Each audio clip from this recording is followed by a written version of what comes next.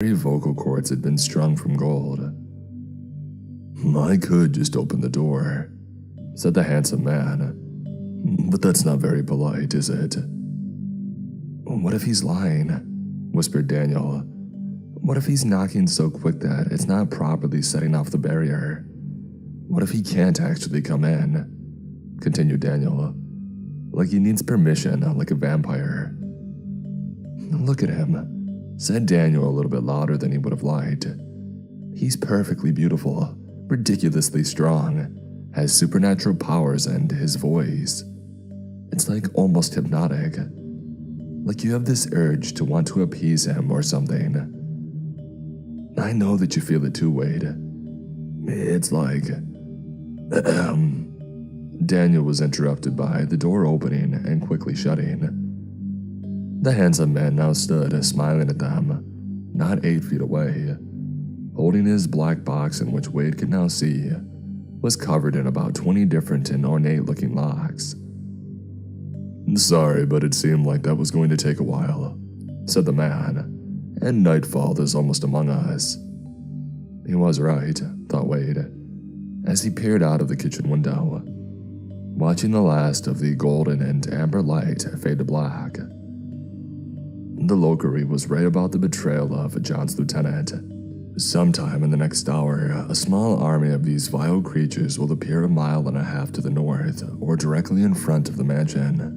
The mountain's peak is now flat and large, giving it about an area of 3 miles long and wide to battle in. As I said, the Ancient and his army will appear on the far north side, for that is where I'm sensing the anomaly, which is an abnormally weak spot or a rip in the veil.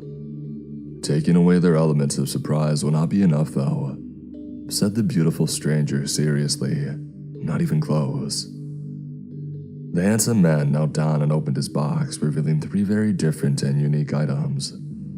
He removed a very large black key first, about the size of a loaf of bread, with runes covering it that glowed like intense fire. Although the key was remarkably light, it carried with it an all-consuming aura of pure dread, like Wade was holding something that no human should ever touch. This made him hand it back to the handsome man rather quickly, where he placed it back and withdrew the second item. A shining gold horn was handed to Wade, and unlike the black key, the horn radiated positive energy and felt slightly warm and tingly to the touch. It had beautiful-looking sigils, and Wade noticed that it was actually made of an elegant, white metallic substance that radiated golden energy, which Wade first mistook for being the actual metal. Ending the trifecta of the box's contents, the man retrieved the third and final item. He presented a pristine-looking crystal jar, in which a white mist-like energy seemed to be infused within the crystal itself, making it glow ever so faintly. The handsome gentleman spent the next 15 minutes explaining exactly how and when to use these special items. The man gave absolutely no explanations as to what the items were, or what they even did upon putting them into play, only the order of their use and precisely how and when to use them. "I'm sending a very good friend to assist you in battling the Ancient One. In fact," said the handsome man to Wade, "I believe that you've already briefly met." Before Wade could say a word, the man continued on. "If my friend perishes, please, open the crystal jar that I gave you and let his essence go inside. He will be drawn to it, and then release that essence inside the locked room, please." "Ow!"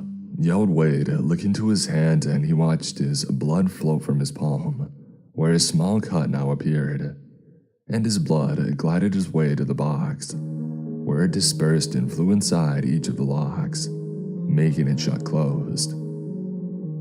Wade watched the small hand on his palm heal instantly, while the handsome man spoke. "This box will only open for you now, Wade. Nothing besides your free will can open it now. Good luck and God bless," said the handsome man as he swiftly exited the mansion and drove away into the night. Wade walked over to the black box in which he apparently now claimed ownership of and kneeled down to open it. The box opened effortlessly for him, and upon doing so, Wade saw a note that was not there originally, and he picked it up to examine its contents where it read as such. Wade, do not underestimate the creature known as a Lukrin. He is not like the rest of his kind, both genetically and personally. He used a teleportation stone to instantly transmit behind me, and although they are a single-use artifact, I sensed more of them, which means that he still has at least one more stone at his disposal. I've been spying on the darkness for a very long time now, and Lukrin, although not as powerful, is far more capable and intelligent than the ancient Lokri he awaits. He has a knack for surviving and always finding a way to come out on top, regardless of the odds that he faces. He is a rare and lethal combination of patience, power, and intelligence. In fact, the monster is a genius. He always has a plan B or C. Most likely, he would just use the teleportation stone to save himself and transport to a safe location. But do not underestimate him or give him any opening. Adhere to the training that Rose taught you and do everything I instructed you to do exactly. If you do so, victory and glory will be yours, my friends. Wade closed the piece of paper and exhaled deeply while shaking his head side to side. An electronic humming sound issued from the living room, and upon Wade and Daniel inspecting the situation, noticed a hideaway flat-screen TV was slowly ascending from the hardwood floor in the living room. "Hey there, boys," a strong feminine voice said right before the two men reached the flat screen. "Hey, Rose," said Daniel excitedly. "Thanks for sending the model to give us more stuff. But why didn't he stay? It seemed like he could have really helped out too." But Rose cut in before he could finish his sentence. "We have no clue who that was, and if he didn't dispose of Lokri, I would tell you to throw that box in the hyper-incinerator downstairs. I'm still debating it actually, but she sighed tiredly. We simply just don't have the time to reevaluate things, let alone come up with an entire new game plan. No, we must have faith that the Creator sent him to us, and more importantly, Arella herself, so that we could trust the man wholly and completely. So that's more than enough to stave my doubts. Now, I'm going to need you boys to open the back sliding glass door and prepare yourselves to not freak out. Your backup has just arrived. You'll soon see why John had to make the back entrance so large," Rose said, laughing just a bit. "Please allow them to take their pick of weapons and artifacts. Not that they would need your permission, it's just polite." "Sure," answered Wade. "We already have almost everything at the ready," he said, nodding at the wall behind the couch, where he and Daniel had an assortment of weapons and magical items lined up against the back wall. "Oh, Rose," exclaimed Wade hurriedly. "Lukrin mentioned a traitor that helped." "It's already been handled," interrupted Rose. "Just do everything I said with those mechs and weapons and you should be fine. I'll pray for you all. God bless," and with that final statement, the screen retracted back into the floor, taking Rose with it. "Well," Daniel said while walking towards the back sliding door, which was ridiculously huge indeed, spanning about 15 feet high. "I'm gonna go ahead and open this up for our friends." Daniel drew the word out slowly, from the shock of what stood outside before him. Daniel stood frozen in place like a deer in headlights, not being able to even mutter a word yet. 4 fully transformed and hulking Lycans stood waiting outside the door, surveying the area behind them every few seconds, as to not be taken off guard by the Lukrin. The one in front pointed at the door handle with a dagger-like claw while staring at Daniel. The awestruck young man came out of his shocked daze apologizing and quickly opened up the back door. "Come in?" Daniel said hesitantly. "Is that a request or a question, kid?" One of the werewolves in the back said, laughing. "Oh, sorry, I'm Daniel." He started to apologize in a mild panic, but he was silenced when an oversized, dark brown, furry-clawed hand softly landed on his shoulder. "It's alright, kid. Me's just messing with ya. Everything's gonna be fine." Daniel noticed that the polite creature retracted his claws before he actually grabbed his shoulder. Although Wade and Daniel were priorly informed of the arrival of such creature by Lochran's comment to the balcony, neither man expected the sight that stood before them. Two of them had a dark brown fur, one black and the last a silver shiny coat that was quite unique. That's not what took the men off guard though, no. It was the fact that they were all wearing battle armor. The armor was not simple or primitive by any means. It looked to be a combination of a metallic substance, with both high-tech and magical components, infused into some kind of customized Royal Knight's armor. It didn't cover their entire body, just about 80%, with gaps in places as to not slow their movement, with the armor being thicker over the Lycan's vulnerable areas. The armor was also covered in magical runes that glowed a divine whitish tint like their eyes, which looked as if the moon itself sat around their pupils, like their irises were composed of pure lunar energy, like a full moon, which tonight was not. On top of all this was a unique technical aspect to their battle attire, gauntlets which appeared to have a rotating ammo drum around a tri-barrel nozzle, in which the top barrel was larger than the twin-bottom two. Their elbows and knees had a similar structure but with two over and under barrels, with the top barrel being larger than the bottom as well. Even their weapons appeared to have weapons fused on.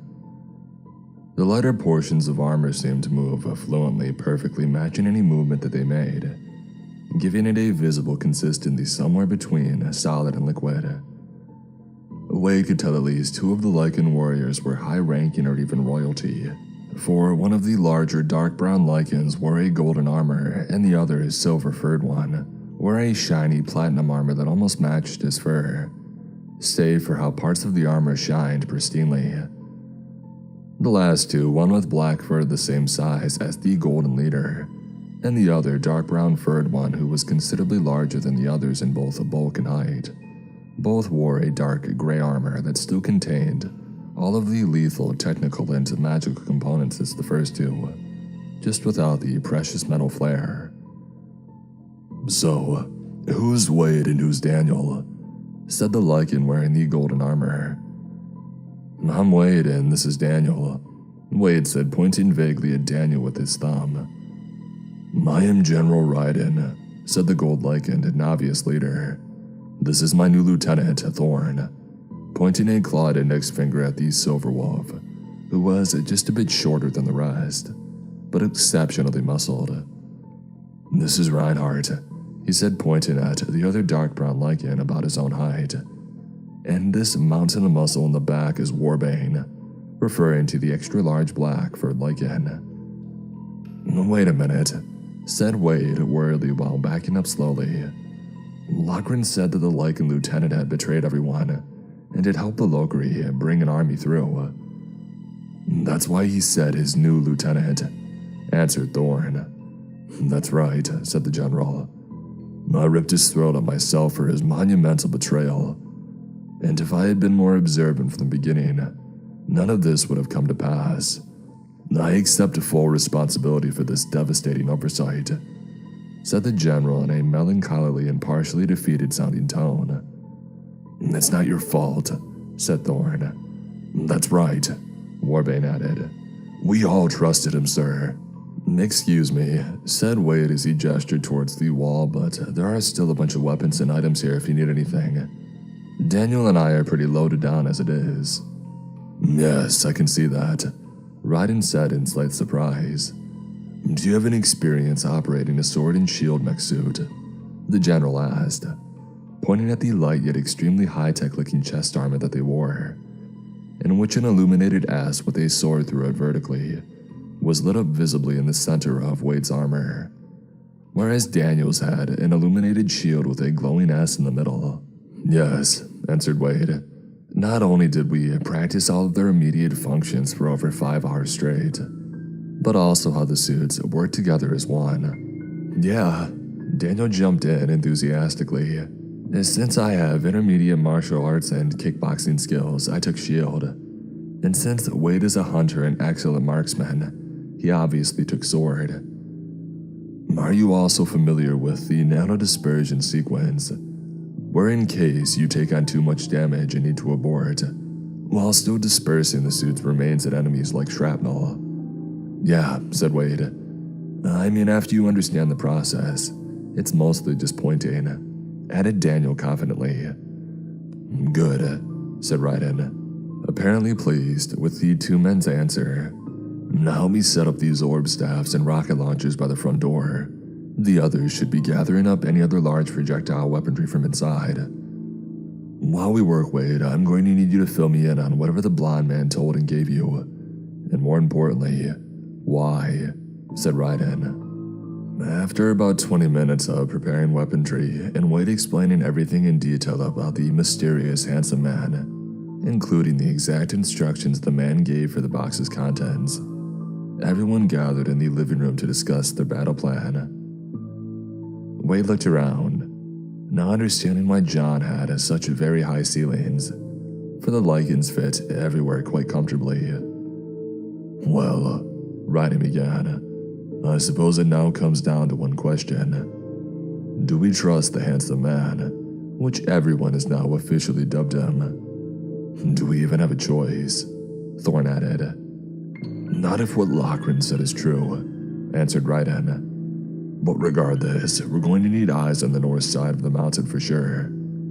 Getting caught off guard by 50 Lokrai and an ancient will not put us in a good position. I hope John has a plan, like a really good plan, exclaimed Thorn impatiently. 50 Lokrai and an ancient, even with the sword and shield mechs ran by experts, it would be highly improbable to win, Raiden, said Thorn. Well, there won't be any shortness of glory now, will there? Answered Raiden. Alright then, Thorn said excitedly now, just making sure that we all understand. Glory it is. Raiden then brought out a box that was green with little glowing pink designs and sigils radiating all over it. When the box was opened, a pink glowing ball of light slowly floated out and hovered in place, directly in front of Raiden's face. Hello, Flora, Raiden began. We're going to need eyes on the far north side of the mountain peak. We're expecting some rather unpleasant company, and soon. Yes, answered Flora, who Wade assumed to be a fairy. I can already sense a tear in the veil in that direction growing weaker by the minute. We don't have much time. There is a single Lokari pacing around the woodline, Raiden, an unnaturally powerful one at that too, warned Flora. Yes, he's alone until his backup arrives, said Raiden. Sir, maybe it's just easier if we take him out now, said Reinhardt. No, Wade loudly interrupted. He has a teleportation stone, likely more than one. The entire squad of Lycans turned to stare at Wade. The handsome man told me, said Wade. I saw Lochran use one to try and get the jump on him with my own eyes, but he got his butt royally kicked instead. The handsome man also told me to never underestimate him, that he has lots of tricks up his sleeve and a genius level of intelligence. Teleportation stones are very rare, said Raiden. Seriously, if he's managed to acquire more than one, then perhaps this mysterious blonde guy is right about Lochran. Sir, I can't stress enough how quickly we're running out of time, said Flora worriedly. Raiden opened the front door, and everyone watched as the fairy hurriedly flew through the woods, illuminating the ground and trees with a pink glow as she traversed through the forest. As she flew about 30 feet in, two large pink spheres became visible, perfectly parallel to one another. No doubt the giant black, glossy eyes of Lochran. Instead of absorbing the light as usual, Flora's energy was easily reflected upon his eyes, no doubt due to some sort of fairy magic. Did you? Wade started and was answered before his question could conclude. Yeah, I saw him, answered Raiden. At least we know where he is now. Wade, A soft, feminine voice screamed from within the forest in apparent panic before Raiden could shut the door. "Wade, oh God, please help me."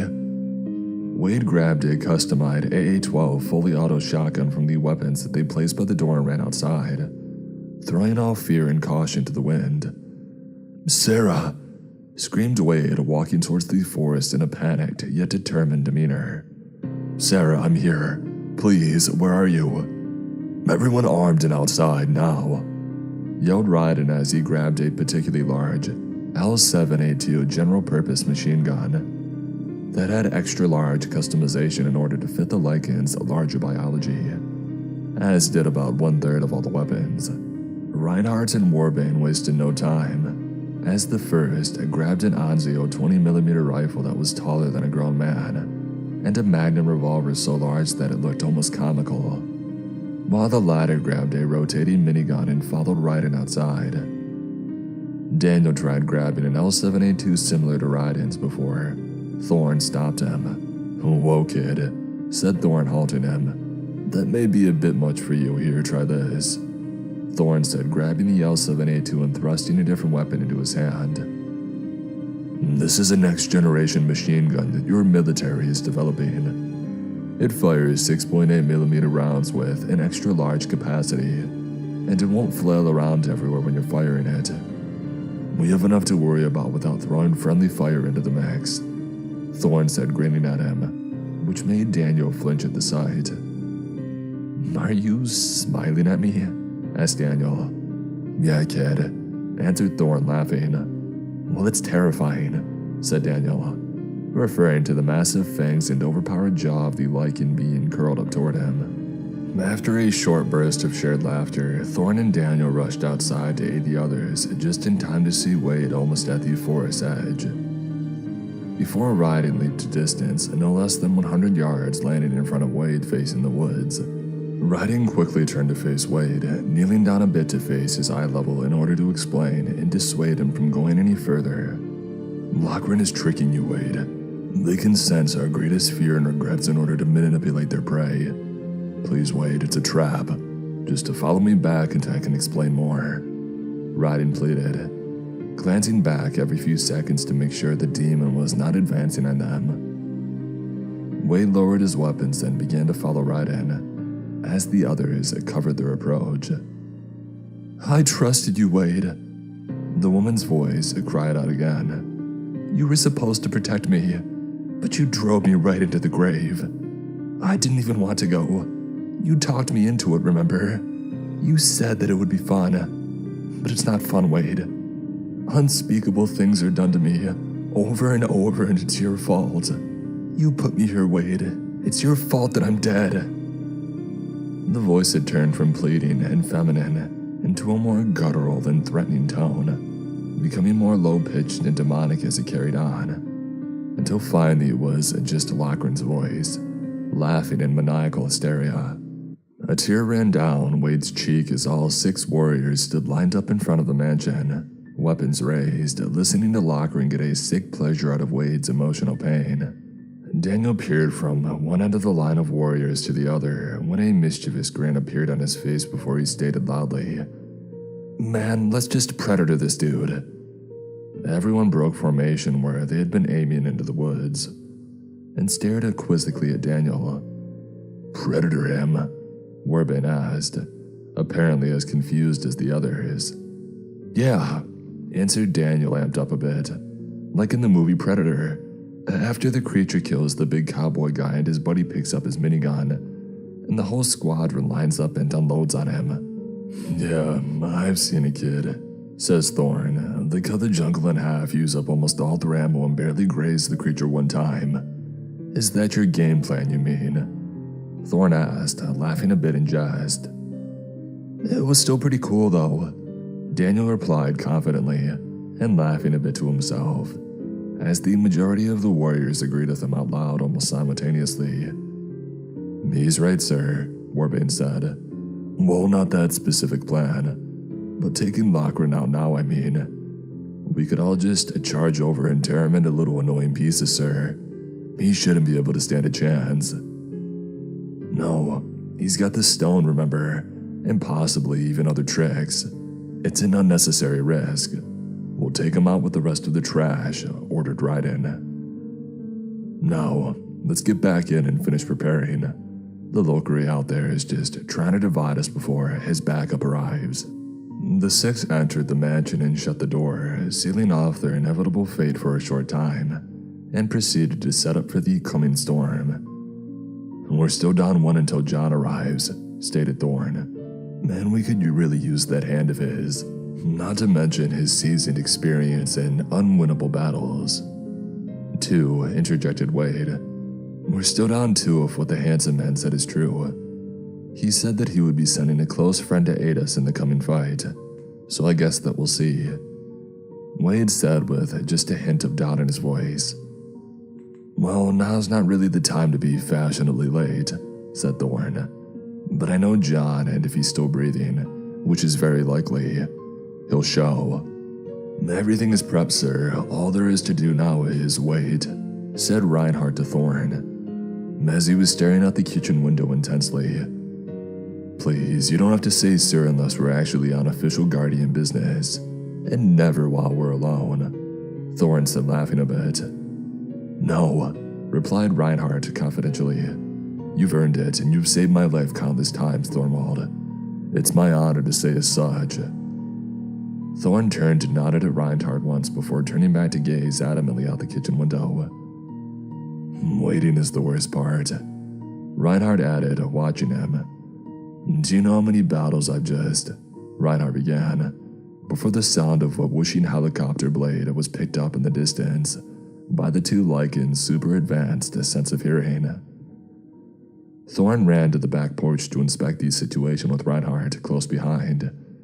Wade and Daniel ran outside quickly, as Raiden and Warbane casually made their way out. It's John, yelled Thorn enthusiastically. He's here, Raiden.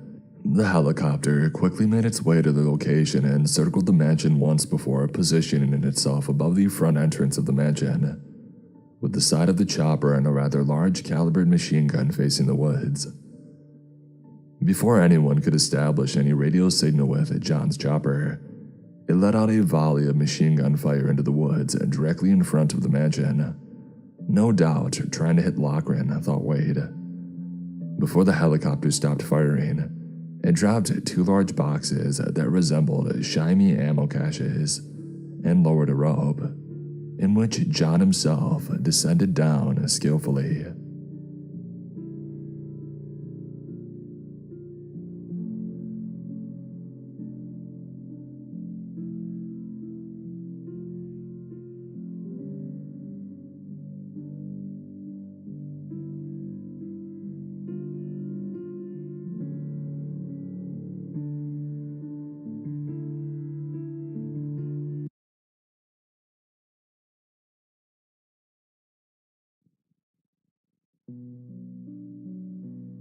The alarm clock woke Wade up with a start.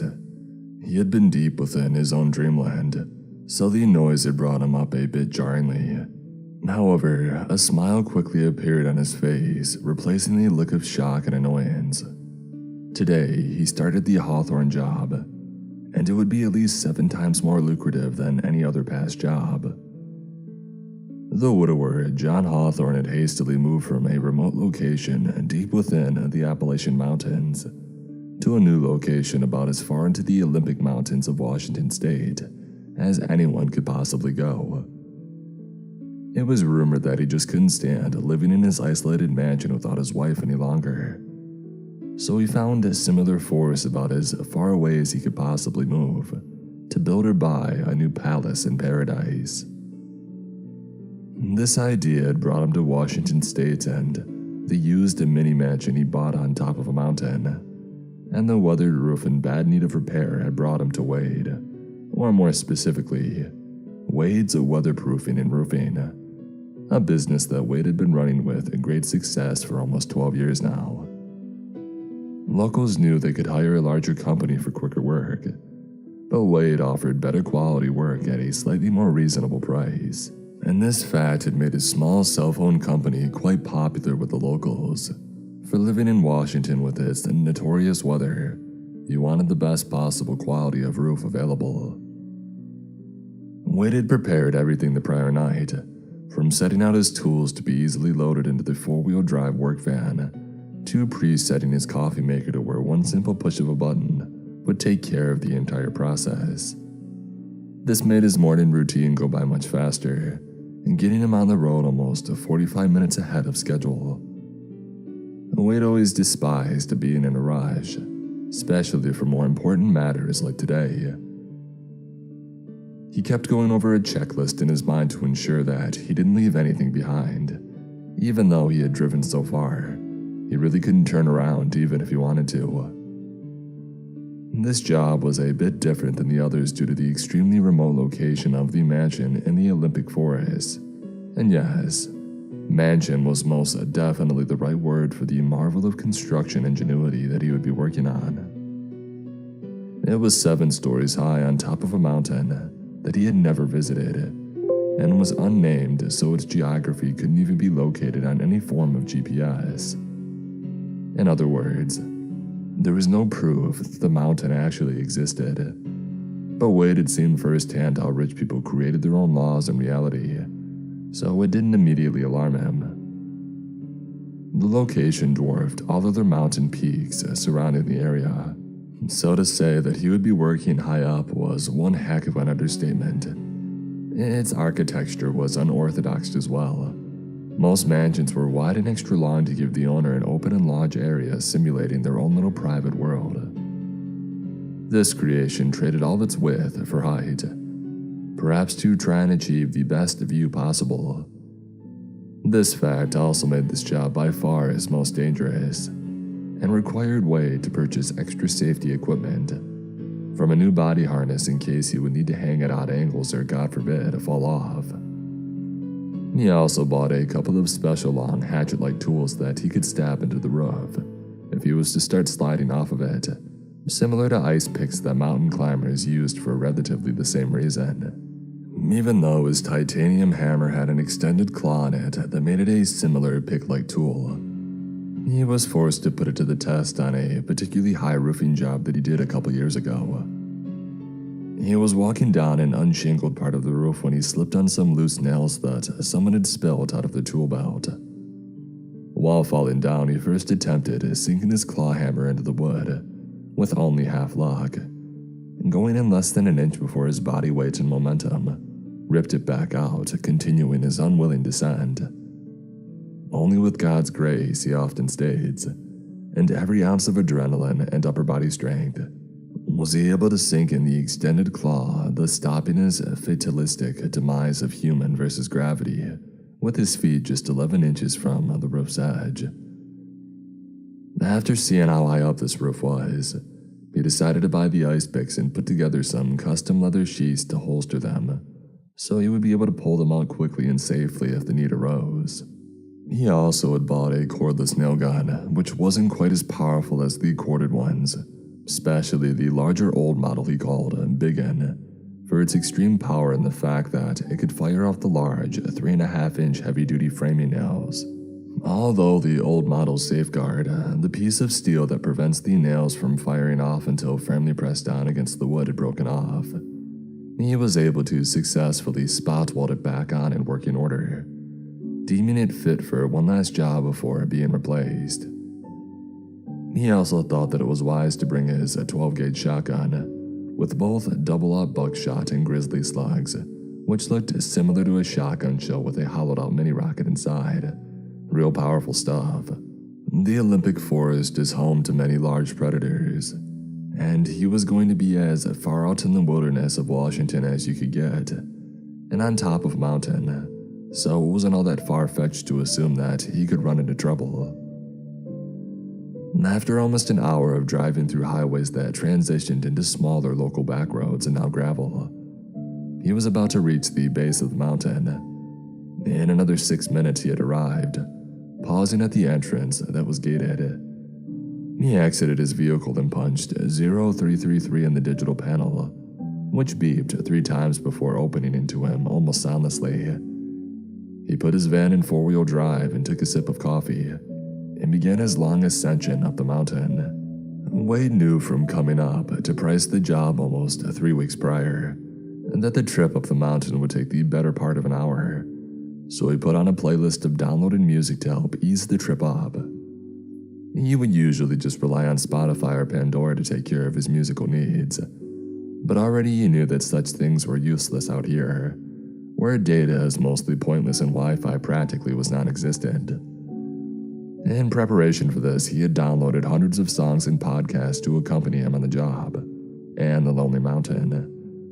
He let himself zone out on his trip upward, barely even noticing anything around him as he enjoyed some of his favorite music over the past 30 years.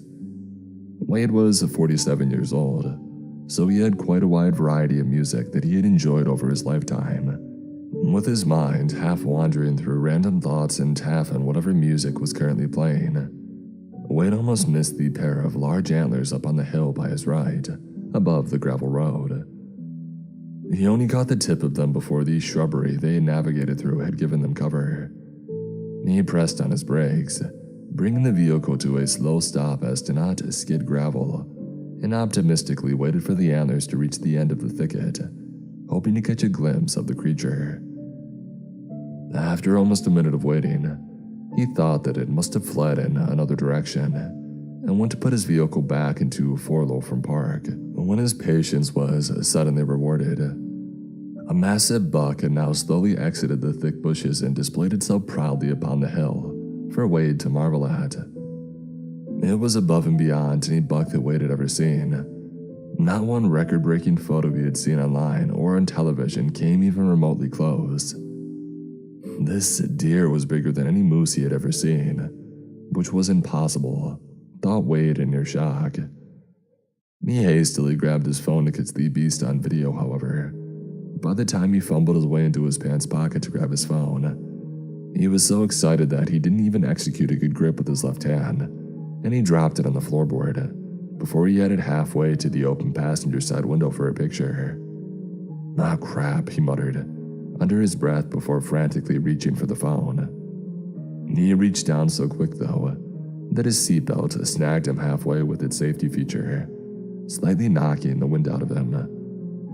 Of course, by the time he had overcome the gauntlet of mundane obstacles in his way, the ancient buck was gone, existing only in his memory now. Sighing and letting out a few choice words, he shifted back to Forlow and continued his ascent. People just don't see things like that out their window every day, you know, thought Wade as he sifted through his current playlist of music before deciding just to go with a random audiobook to try and focus on something else. As he arrived at the second gate at the top of the mountain, preceding the estate itself, he once again exited his vehicle to punch in a digital code for entry. The only difference being that he typed 0999 this time. After only a few dozen feet past the gate, Wade saw a man standing directly in front of the mansion's entrance, with his hands clasped behind his back in a patient yet serious manner. The man was old but in most excellent shape. I'm not saying that he was in shape for his age, which was about 70 from his appearance. No, he was in shape for anyone's age. He was about 6'2" and about 185 pounds, with a short, military-style flat-top haircut that held 3 long lines on the right side of the haircut's fade, just above and behind the ear, and spanned about 6 inches, stopping just before it reached the very back of his head. As he approached closer to the gentleman, pulling in sideways so the driver's side door would face the man, he noticed in slight awe that the lines of the man's head were in fact scars. This would be Wade's first time actually meeting Mr. Hawthorne in person, having only communicated through phone or email before now. Even when Wade had priced the job, there wasn't a soul up here. Exhaling deeply, he put his most professional and courteous face on, and he opened the door smiling. Mr. Hawthorne, with his hand still behind his back, bore a slight smile, almost a smirk, which, accompanied by the fact that he looked like his muscles were carved out of stone, gave Wade the impression of a great leader, like someone had made a perfect statue of an elder protagonist hero. Wade also felt a certain energy or aura as he approached the man, like he had seen and done things that Wade couldn't even imagine, and such things as roof repair were simply trivial to him. Good morning, sir," Wade cheerfully exclaimed to him, outstretching his right hand to the man while approaching. The man's smirkish smile grew slightly wider across his face as Wade approached, giving the man a warmer and more welcoming demeanor. The man then held out his right hand as well, mirroring the gesture displayed by Wade and also making him stop approaching suddenly with a shocked look on his face, making an expression that said, "What the heck am I looking at?" At first glance, Wade thought he was just wearing some kind of shiny glove. However, after just a few minutes of true observation, did Wade realize with no small amount of surprise, this was in fact his hand. A hand that could only be considered normal if you were a freaking Terminator. "It won't bite you," Mr. Hawthorne said comically, snapping Wade out of his stupor. "Sorry, sir," he said before completing the introductory gesture, shaking the man's unique hand. Mr. Hawthorne very gingerly shook Wade's hand as if he were trying not to hurt him. "I've never seen a prosthetic like that, sir," said Wade. "It moves so fluently. I bet it must have cost a pretty penny, no doubt." "Here," said the man, both changing the subject and revealing his left hand, that remained behind his back until now. His left hand was both normal and holding a key. "This is for you," he said to Wade while handing it to him. "This will give you access to the first floor of the house, including all of its amenities and supplies. There is plenty of food, bathrooms, drinks, and pretty much anything you could possibly need. I even left the gun safe open just in case, God forbid, you run into any trouble up here. It's not uncommon at all to see grizzlies and mountain lions this far out. On the way up the mountain, I actually saw the biggest buck that I've literally ever seen in my life," said Wade excitedly.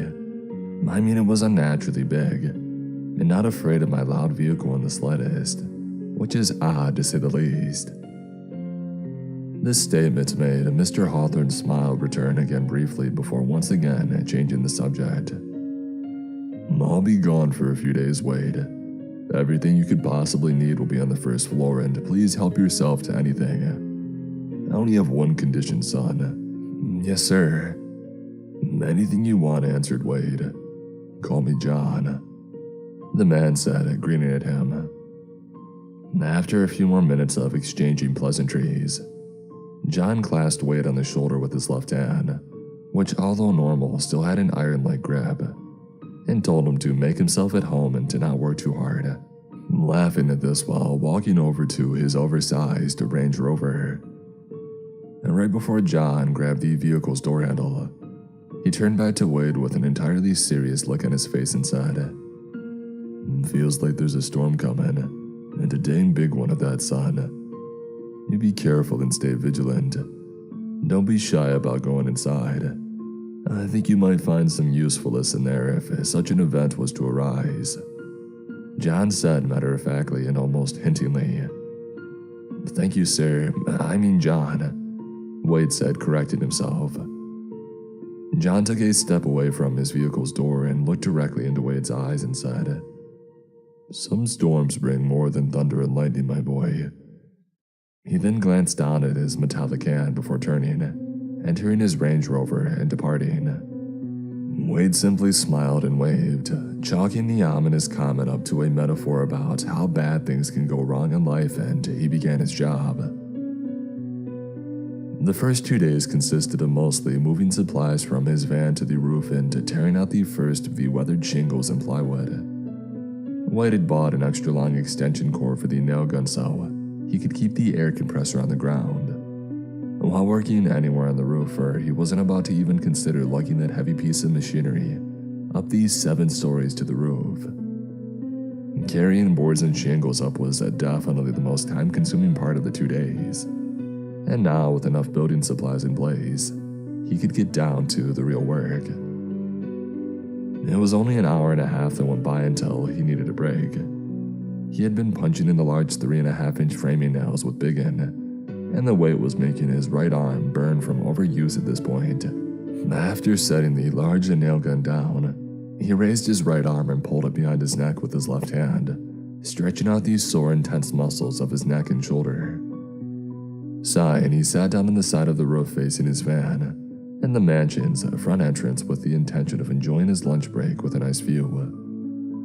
However, he quickly realized that his lunch was still in the van, so deciding to finally take John up on his previous offer, Wade thought that he would eat his food on the mansion's first floor and check out the interior architecture. Sighting again at his own stupidity, he grabbed the ladder's edge and began to put his right foot on the first step to begin his descent down, before a loud crack sounded from the forest directly in front of the mansion.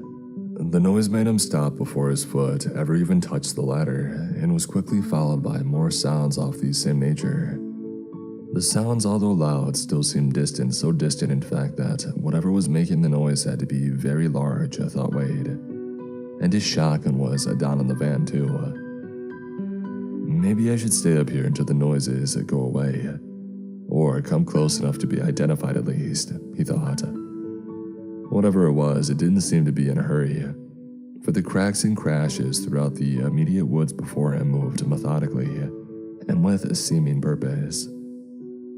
Could people possibly make that much noise while hiking through the woods, he thought? Well, maybe, if they were clearing a trail as they walked, but this is private property. The whole dang mountain is, in fact, according to John. I mean, people get lost, Wade thought to himself. Maybe it was lost hikers or even some dang poachers, but the thought was instantly cut off, as a pair of massive antlers appeared briefly in the tree line before the thick summer foliage covered them back up. Wade's breath caught with excitement, making him cough just a little before exclaiming, "It's him." Wade reprimanded himself for yelling out loud and grabbed the phone from his back pocket. "I've got you now, my friend," he said, referring to the abnormally large buck that he had glimpsed and tried recording on his way up to the mountain 2 days prior. "I can't believe I'm getting another chance to..." But his thoughts were cut off yet again when, for the briefest moment, he saw 2 more pairs of unnaturally large antlers, quickly following the first. 3 record-breaking bucks together at once. This wasn't right. And with that realization, a floodgate of even more peculiar things opened up and burst the carefully constructed dam of reason within his mind. That's impossible. The antlers, they can't be. The position the antlers were in was not right. It was impossible. Wade had walked the property a few times by now and had even hiked a bit around his first day after work, and had gotten a good blueprint of the property in his mind by now. That's why he was so very alarmed, for the spot was easily 15 feet high, a minimum, and they didn't move like deer, but they shifted back and forth in ways only bipedal creatures can do. What is this? As if to answer Wade's eternal question, the first pair of antlers slowly emerged from the woods, along with what they were connected to. Wade had always heard people explain in movies and books about how a cold chill would run up the person's spine, or how their nerves or insides would turn to ice, freezing them in place. Contradictory to everything that he had heard, Wade felt hot, like every single nerve in his body was screaming in his brain, the way a child will scream in a tantrum until their faces go red and hot, trying to convey storing emotions that they could not understand, let alone explain. This was hot panic, thought Wade. As the chorus of his nerves hit its panicked crescendo, all the logic and reason left him, like being abandoned by your oldest and most reliable friend, and being left in the dark with the image of that face approaching, and the impossible implication of the name it ushered with it. Monster. In mid-crouching position in front of the ladder, with his phone still in his right hand, the creature seemed to be scanning the immediate area, searching hard for something apparently, but it had yet to look up. The roof was so high the monster would have to look extremely far up to see him, and if he laid flat, it probably wouldn't be able to view him at all. With this thought, he broke out of the hold that the inferno of shock had placed him in, and proceeded to lay flat, in order to stomach crawl to the nearest pile of shingles that he had carried up the roof prior. Thank God, I stacked them all in one carelessly tall pile, thought Wade appreciatively. Now in a covered position, he let all the questions that were trapped in his fear-locked mind out, and had to try and slow them down willingly before they made any kind of sense. What is this thing? How did they get here so quick when they are obviously so far away? No creature moves that fast, do they? Thought Wade anxiously. Did I die on this roof and those were literal demons coming to usher me to hell? He thought. No, I've lived a good and decent life, hadn't I? He started breathing in and out slowly, checking his pulse while doing so. No, I'm definitely alive, and I'm going to stay that way. I need to access the full situation and come up with a plan, he thought logically, realizing that his phone was still in his hand. He thought that he should attempt to record evidence of this supernatural event, since he was fortunate enough to be stuck on a relatively safe vantage point. At least he kept telling himself that he was safe, as to not send his already frayed nerves into a panic attack. Wade cautiously stuck his head out of the bottom left corner of the shingle pile, which stood about 4.5 feet high and about 7 feet wide. Every ounce of panic returned with a vengeance upon seeing the face again. It still remained in the same position, cautiously scanning back and forth with the other pairs of antlers poised still behind him, like they were all waiting for the all-clear signal from their leader. Wade couldn't even begin to comprehend what to do, so he just stayed there on the roof's edge, in a half-standing, half-crouched position, to fully take in the creature's appearance from his shield of roof supplies. An amalgamation of bone and muscle was his first coherent thought of a description. The unnaturally sharp and curved antlers led to a forehead of all skull, except for massive veins and faint sinew tendons that ran through the bone, making it look organic and alive, more like a living exoskeleton than mere bone. The side cheeks were mostly raw, exposed, and overdeveloped jaw muscle, with the same organic bone-like material piercing out in high sharp ridges through the cheek muscle. The rest of the head was covered in obsidian black fur, with rips here and there, where the muscle was so prominent that it appeared to tear through the creature's skin. All this led down to a slightly elongated jaw that was wide, and ended more flatly round than actually just pointed, seeming to have both canine and feline characteristics for its mandible structure. This blended together with an unnerving yet undeniable human-like appearance that shared a similar marrow and muscle type structure as its face. Its jaw was slightly agape as it sniffed and looked around the immediate area, revealing sharp teeth that were about 3 times longer than the smartphone in his hand, which he forgot he was even holding until now. He swiftly hit the power button on the side of the phone twice to engage the quick camera feature, and having to use both hands to control the nerves and making his hands shake, he held the phone up to his face before his stomach dropped and heart began to pound. It was gone. He quickly lowered the phone to see how far or where they had gone, but to his complete surprise, they were all still there. The ghastly face still scanning the area with the others still in tow about 20 feet behind. Confused, Wade pulled the camera back up to his face, just to be met with the same oddity, the same absence of what he knew to be there and saw with his naked eye. Up, down, they're gone, they're gone. He repeated this process like playing a demented and terrifying game of peekaboo with the creatures. His mind brought up paranormal television programs and creepy blurry internet pictures of cryptids, and how it seemed impossible to get any good footage. Maybe these creatures can't be easily viewed by secondary means, like cameras and mirrors, etc., and how such a thing could even be possible. Wade sighed. After this, the realm of what was real and possible had been greatly widened, for the words natural and supernatural were slowly becoming one and the same to him. His thoughts were converted back to mindless panic when a hand with fingers over half the length of its leg, tipped with long and slightly curved black claws, made an all too familiar gesture as it raised its arm up and moved it sweepingly forward, just like a military captain would silently gesture his men, to advance ahead after making sure the coast was clear. Without a second of hesitation, the other two creatures followed their orders, with their heads now clearing the thick vegetation and stopping parallel with the first, and now obviously a larger creature seemingly waiting for him to take the first move, and take the first move he did. Abandoning the caution it once held, the larger beast dropped to all fours, and with a scream deep and roaring like a bear, but with a loud, crazed, manic human edge on it, the creature began rampaging around the entire property, with the other two following behind. At first, Wade thought after their extensive sniffing and scanning that they had picked up his scent and were coming directly for him. But right before they reached the front of the house, the back two creatures swiftly ran around opposing sides of the mansion, while the first creature and apparent leader checked in Wade's van, ripping the back door off like a gardener pulling a particularly weak weed from the earth, using no real effort at all.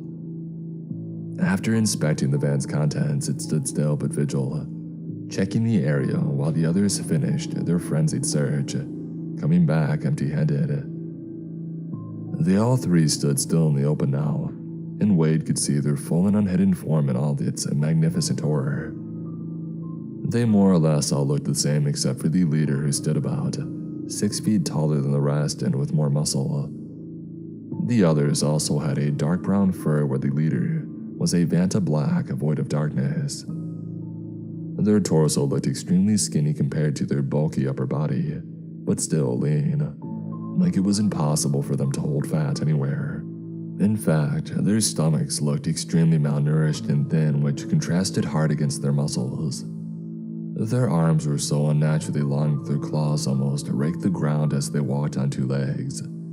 Their hands, and oh god, their hands, thought Wade fearfully, were so extremely large and out of symmetry with the rest of the body that they could wrap around the entire torso of a bull moose, and with their ridiculous strength, could probably crush it in half with one hard squeeze.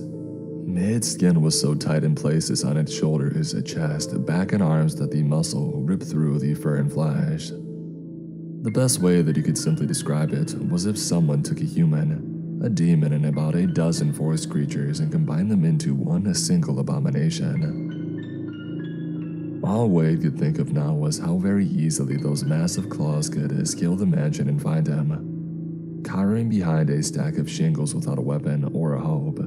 He grabbed at his still holstered ice picks, thinking if they could be any match at all against those wholly destructive and enormous claws. Not with that reach of theirs, he thought drearily. If only I had my gun, though. And then a small, hopeful realization came into his mind. And Biggin, he slowly crawled on his stomach again to reach the nail gun, and after grabbing it, he cautiously moved so the hose still connected to the air compressor and it wouldn't move too much, alerting the monsters as to his existence. Wade knew that the safety guard was barely spot welded on, and with the right amount of applied leverage, it would snap off, effectively making it a 3.5-inch nail-shooting projectile weapon. Yes, he thought, this was a sound plan and it would work fine, as long as the pressure hose stayed attached to the... Oh no, he started to internally panic. No. Since the arrival of his unnatural and unwanted guest, the air compressor had yet to turn on, and it, like clockwork, needed to recompress the air about every half an hour, depending on how much use it was under. The creatures appeared too intelligent not to figure out what was going on if and when the compressor kicked on. His thoughts were temporarily halted as one of the creatures opened its mouth wide and spoke. Not like a person, though, it merely opened its jaw, and without moving its mouth an inch, a voice crept out like an ominous gust of wind, sounding both smooth and gravelly, and not at all organic or alive, like the ghost of a voice. He must have known that But the beast was cut off by the loud compression of air given off by the machine's function engaging. All three creatures instantly looked at the machine and slightly advanced upon it. After their gazes followed the cord from the machine to the roof, The leader nodded at one of the others before he began to sink his claws into the mansion's walls and start scaling upward.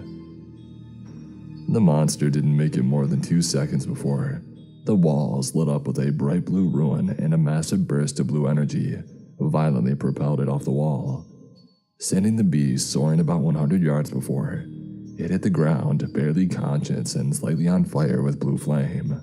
The flames went out quickly, however, the creature took a bit longer to recover from the blast. Wade had no clue as to what could have saved him in such a manner, and looked around sporadically to see if God or angels had actually answered his prayers. If so, there was nothing here now, except for a blue glowing light issuing from the front of the house, quickly fading as the seconds went by. The monster, who had made a vicious scream of pain and rage when the mansion defended itself, was now just breathing heavy, trying to gain his strength and composure back. "It's protected," exclaimed the leader. "How?" remarked one of the other creatures. "The boundary warden could not have done this so quickly, unless he had help," said the leader curiously. "Yes," spoke the now recovered creature as it rose once again on 2 legs like the others. "I've smelled ripe human flesh since we've arrived." "Indeed," said the leader. "Judging by the van and equipment, I would say it's a normal human from the other side." And at this statement, the other 2 creatures bellowed out in a yipping, scream-like manner that sounded similar to hyenas, but with a demonic and slightly static-sounding undertone.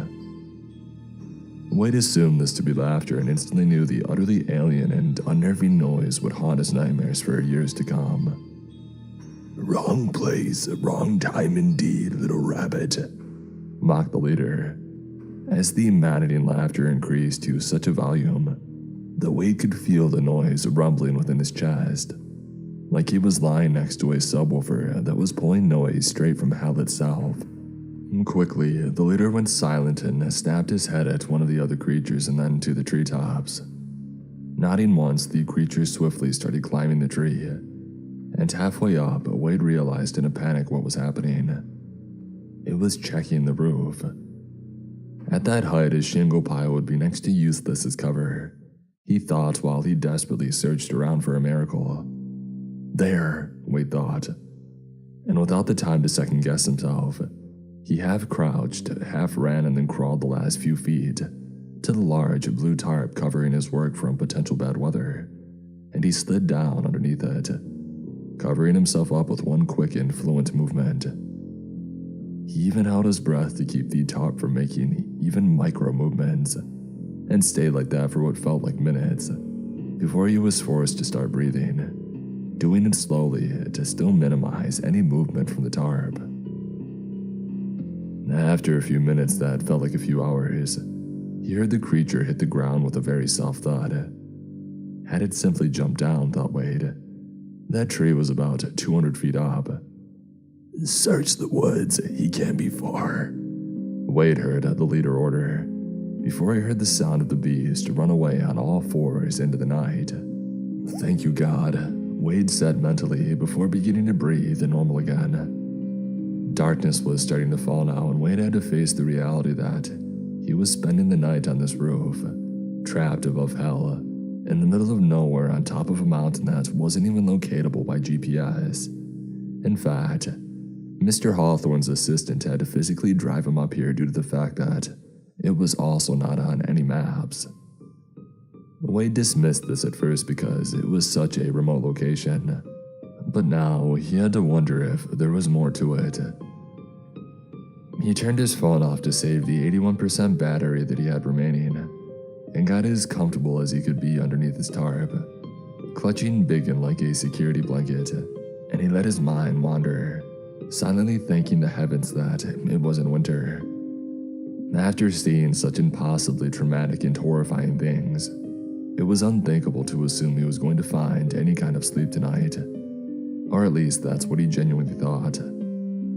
After hours of hard work and then going into a state of near shock directly after, his body had tired itself physically and mentally.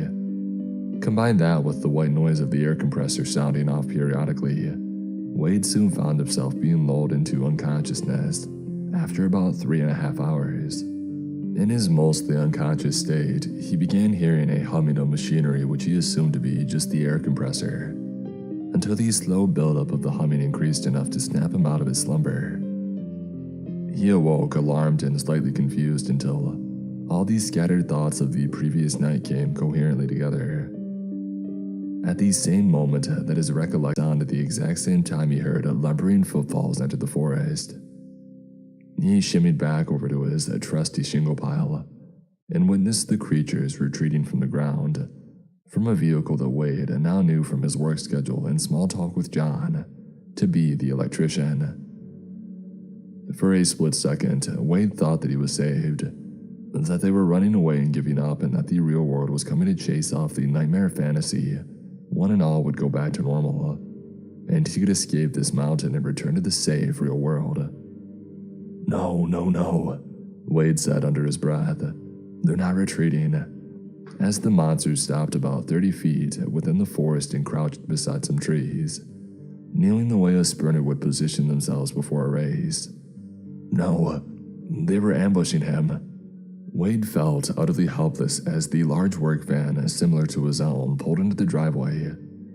He could see two men inside of the van, an overweight, balding white man and a youthful-looking Hispanic man with good looks and a lean build. The van had a metal wall separating the front seats from the equipment in the back, much like Wade's van, except the wall was solid, instead of it being a see-through mesh grate like his own, and it apparently had a door and could be accessed from the front directly, where Wade had to exit his van and go through the back doors. Wade saw the young Latin man enter the metal door and disappear into the back, shutting the door behind him as the bald man inspected the paperwork up front. The creatures moved so quickly that they were an effective blur, moving from being crouched in the woods to standing in front of the van. Before the noises of them violently exiting the woods even reached Wade's ears, they just moved faster than sound could travel, without even issuing a sonic boom, thought Wade hysterically. How though? Wade had seen them sprint around the property when this nightmare first began, and yes, they were unnaturally fast and frighteningly quick. But this was a whole other level of supernatural. If Wade did not hear the trees ripping and physically see them fall, succeeding the creature's advance, he might have assumed they had just teleported from the woods to the van. Before a comprehensible thought could pass through Wade's mind, the van's front windshield was shattered, along with the bald man's head. With one oversized hand, the leader reached into the van's cab and threw what was left of the man's body to the other beast. And without pause, it devoured the man's body in just a few wet, squelchy and crunchy bites, yipping in its hyena-like fashion as the leader inspected the other vehicle. Apparently satisfied, the leader walked over to the other creature who had just finished off all the remaining bits of the man. "He should have returned hours ago," said the leader, with his tone now slightly less intense as the night before. "Should I go search?" "No," shouted the leader, silencing the other's query. "We are stronger together, and Master Elrock will arrive this nightfall. When that happens, no amount of protection, rather magic or muscle, will stand in our way." Their ghastly voices slowly faded as they began walking the woodline surrounding the property, which was basically the entire mountaintop. In another few minutes, they would be at the farthest corner of the property. Wade reached into his right pocket and brought out the keys that John had left him 3 days prior and stared at them intently. "This is gonna be the best shot at making a move that I'm gonna get," thought Wade, as he crawled over to get Bigot and survey the situation from a closer vantage point. Wade caught movement out of the corner of his right eye. "The other electrician," Wade had mentally exclaimed. Due to the intense horror of everything that had just unfolded, he completely forgot about the other man. Apparently, going to fetch supplies from the back had saved his life. Fortunately, the man was smart enough to stay hidden and quiet in the back until an opportunity arose. This opportunity. Wade saw the upper half of the man's body peeking through the metal door that separated the cab from the back. The cab was completely covered in what was left of the other man, and Wade could see the shock on the young man's face as he cautiously waved his arms back and forth to get Wade's attention. Wade acknowledged him with a thumbs up and quickly started to sign his plan to the man as best as he could.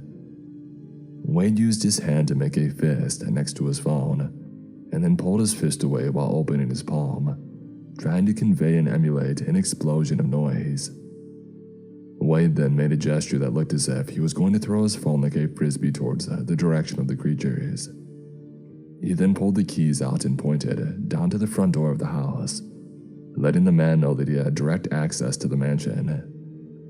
Wade had to repeat this signing process several times until the man gave him 2 enthusiastic thumbs up to convey that he understood the plan. Wade held up 5 fingers and then pointed to his wrist to simulate a watch, and then counted his fingers out from 1 to 5 and then positioned to him, the young man, and then the front door again, trying to make him understand that they both had to make a move on the count of 5. Wade only had to sign this gesture twice this time, in order for the young man to comprehend. After both parties were fully aware of the shared plan, Wade had steeled himself, and with 1 deep breath in and out, he began the countdown. 1. Wade kept a steady eye on the creatures to make sure that they were still far enough away. 2. He firmly grabbed a big one in his right hand, pulling his finger over the trigger, but not on it in the way that he had seen soldiers do in movies so they didn't accidentally commit friendly fire or self-harm. 3. He made sure the hose connected from the air compressor to the nail gun was freed of any tangles before putting his right foot on the ladder. 4.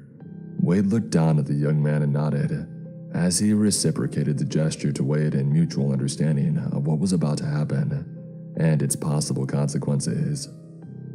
5. Throwing caution and coherent thought behind, Wade raced down the ladder.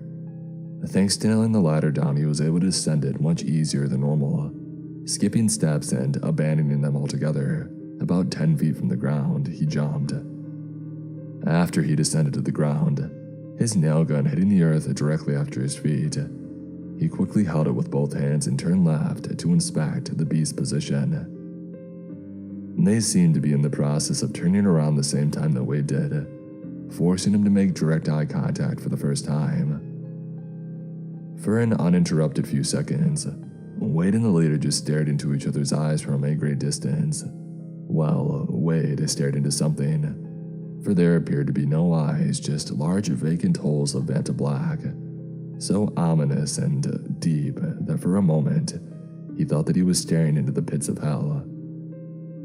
In the monster's all-consuming gaze, Wade was overcome with an unparalleled dread that if he was eaten by this abomination, that his very soul would become so corrupted in the demon's gut that he would never see heaven or any afterlife that wasn't completely awful.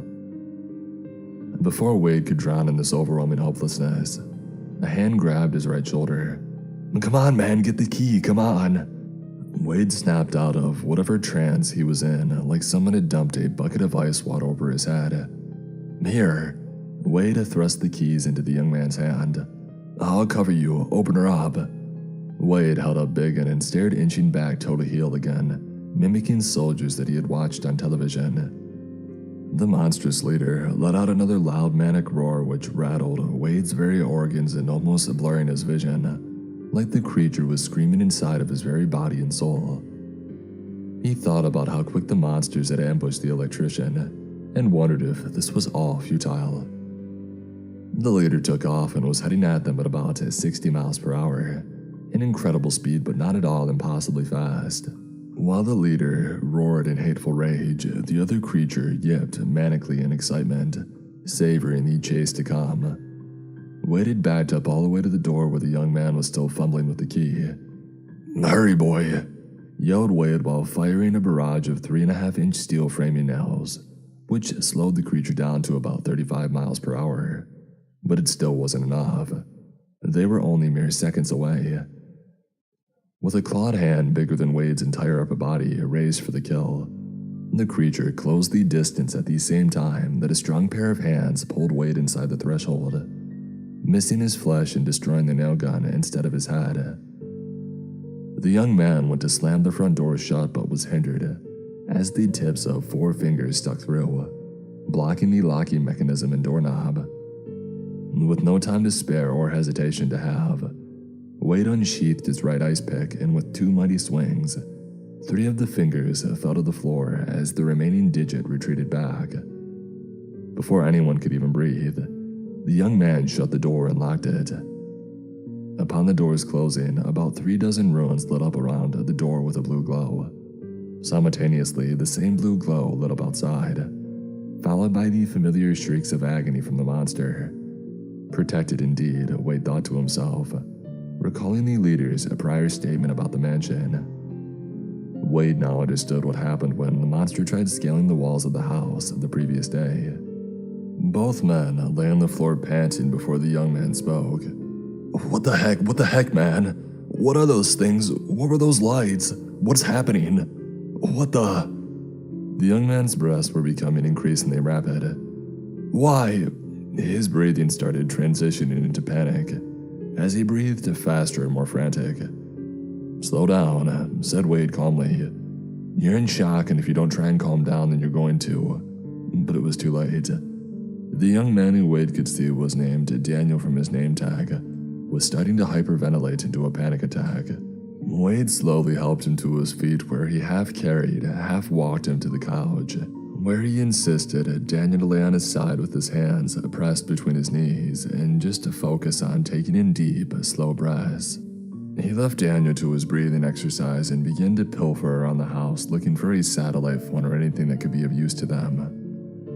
Wade remembered Mr. Hawthorne telling him about leaving a gun safe open, and he began searching around with more enthusiasm. The mansion's first floor was one giant, wide-open space, like a loft, but much larger and extremely high class. It was adorned with expensive statue-like art, most of which depicted angels fighting demons, with the latter being defeated in a very elaborate and dramatic way. The room's centerpiece looked like it would be more in place in a Roman cathedral than some random mansion on top of a mountain. It showed 4 angels much larger than any of the rest in the mansion, with the earth in the middle, like a detailed statue of a globe. Each angel stood on a specific axis of a compass, like north, south, east, and west. Next to each directional point was a name. They read Michael, Gabriel, Raphael, and Juriel. Wade recognized Michael and Gabriel as archangels from the Bible, but had never heard the latter's true names. They must be archangels as well, he thought. Upon closer inspection, he also noticed an element under each name as well: air, fire, water, and earth. This brought Wade to an epiphany. Well, no longer Michael had a flaming sword, and sure enough, under the name Michael was the element of fire. There were only 6 rooms in the open first floor: a bedroom where Wade found a 9mm Beretta and a few clips, a locked door, 3 bathrooms, and a door that Wade had yet to check. Besides a little coughing, Daniel had not yet made a sound, so Wade decided to check up on him. He was sitting up now, seemingly more relaxed and holding something in his right hand. Before he reached Daniel, he saw him put whatever was in his hand to his mouth as a green light lit up, followed by the sounds of deep inhalation. Well, that explains the coughing, said Wade, smiling. Feeling any better? He asked. Exhaling, Daniel tried handing Wade the vape. Pure indica, he said, noticeably calmer. Maybe later, Wade answered truthfully. How are you not freaking out right now? Asked Daniel. Oh, I already had a few panic attacks up on the roof, said Wade. Wait, Daniel stated. How long have you been up there? Well, almost 24 hours, replied Wade. Dang, responded Daniel, in a shocked yet sympathetic tone. There's supposed to be a gun safe that the owner left open. Is that where you got that? Said Daniel, pointing at the 9mm tucked onto Wade's belt. Oh, no, replied Wade. Found this in the bedroom. Well, no crap, exclaimed Daniel excitedly. I'm gonna check it out. I think this was what it was about, but knock yourself out. It's the room on the back right. As Daniel made his way to search the bedroom more thoroughly, Wade ventured to the last room on the first floor, hoping that it would not be locked. For the first locked room was a steel-looking mechanism on a steel frame. Or more simply put, it was kick-proof and adorned with high-tech security locks. As Wade made his way to the last door, he began noticing a familiar sight next to the right side of the door. A safe. He picked up his pace as he closed in on it, noticing a small gap where the door had been left open by John. The safe was about 7 feet tall, giving Wade hope that this indeed was the gun safe due to its size. Yes, hissed Wade in confident excitement, for after opening the safe door the rest of the way, his eyes light upon a beautiful sight. There were 9 in total. 2 rifles, 2 shotguns, 3 assault rifles, and another 9mm Beretta, and one really intriguing Magnum, a .44 Colt Python with shiny silver metal plating, and a black, ergonomical grip. Along with the weapons was about 2 or 3 dozen boxes of various ammunition. Wade pulled the Beretta from his waist and replaced it with the Colt Python. Before he yelled for Daniel to come join him in arming himself, he thought it wise to inspect the remaining room beforehand. As he reached for the door handle, something happened that startled him and made him retreat a few steps back. Wade removed the Magnum and readied it, pointing it at the door while silently praising himself for already loading it. For when he previously reached for the door handle, it had opened itself. Standing back and peering into the small gap left when the door opened, he stood, gun raised, and waited for anything. For in this new and frightening world that previously only existed in his worst nightmares, anything was now possible. However, what came out of the door was not at all what Wade had expected. In fact, it wasn't even a physical being at all. Wade, can you hear me?" said a voice that crept its way through the gap in the door, a voice that he faintly recognized. "John?" Wade finally stammered out. Yes, my boy, yes, come in. Both of you, please come inside, for there is much we have to discuss." Wade inched his way into the room, gun raised. He only made it about 2 steps in the brightly lit room before lowering his gun, and his jaw along with it. "Oh my God," said Wade in complete awe and surprise. "That's right, my boy. If we are to survive this night, then God is, as always, our greatest ally," said John's face, which was being displayed through what looked like a 200-inch flat screen on the far wall, up high and directly in front of him, about 100 feet away. The room was unnaturally bright and white, much like super high-tech labs you see in science fiction movies. It spread about 100 feet long and about 70 feet wide, with a long rectangular, mostly transparent table that spanned the length of the room. The left side of the room's walls were composed of monitors, computers, and one long desk built in the wall below it all, seemingly being some sort of security monitoring station. All of Wade's attention was pulled toward the right wall, though. That was nothing short of an armory. He glimpsed at every gun imaginable, from AKs to freaking rocket launchers. That was just the recognizable weapons, too. About 40% of the arsenal's contents were made up of items and weapons that Wade had never even seen before, or never even knew to be real at all.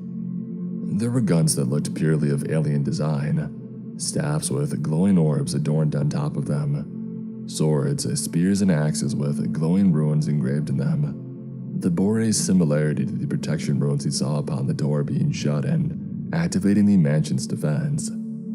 Wade even saw spherical glass-like containers that were filled with water and wrapped in silver bands covered in elaborate crucifixes, which he assumed to be holy water. John watched Wade patiently from the monitor, smiling his smile as Wade took it all in. "Hey, you found it!" a voice loudly exclaimed from outside the door, as he heard Daniel sorting through the various guns within the normal gun safe just around the corner from the open door.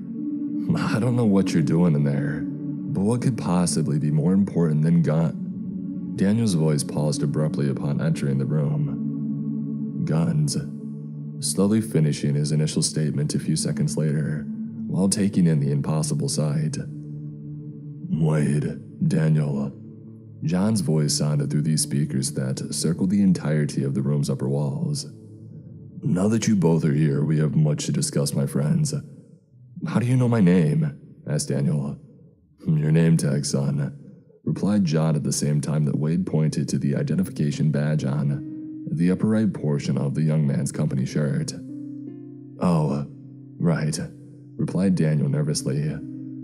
"All will be explained, well, as much as you need to know at least," John said, correcting himself. "You boys grab a seat and get comfortable. This won't be a short story, and we only have until nightfall to prepare for the storm of hell that blows this way. Something tells me that when you say hell, you're not talking about frozen balls of ice," said Wade, as he sensed a change in John's demeanor. Noticeable even through the screen his face was projected on. The kind of change that comes over a person when they're about to be 100% serious with you and cast all BS aside. "Have a seat and let's get started," said John as more of an order this time than a request. The two men took their seats and waited patiently for John to begin.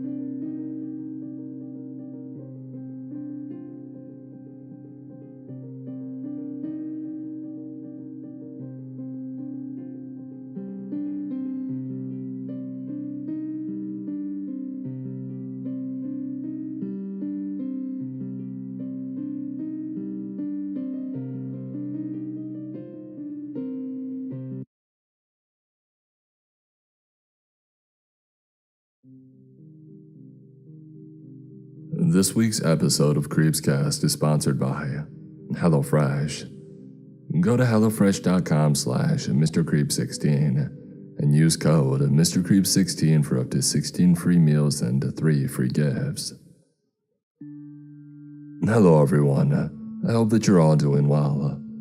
Spring is officially upon us, and I'm sure like many of you, I'm welcoming the warm weather. With that, let's turn up the heat and dive into things as we drift further into Mr. Creep's mind.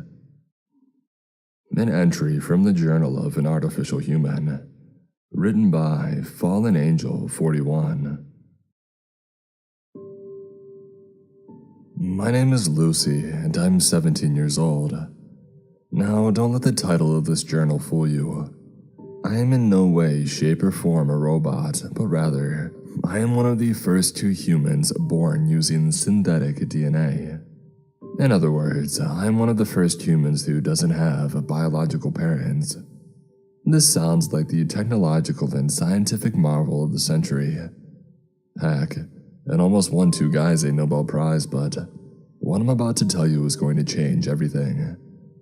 Like I said earlier, I'm only one of 2 humans made without parents. The other subject is a male, same age as mine. His name is Mark. Mark and I were synthesized using different proteins and chemical structures from various sources, which were then rearranged into a crude genetic structure. This took over 5 years to get just right, with various failures along the way. But eventually, they managed to create a viable DNA sequence, and from there, create variations of these sequences to act as chromosomes and such. After about 2 months of genetic tampering, these sequences were combined into a zygotic cell, and placed in a controlled environment nearly identical to the conditions of a human uterus.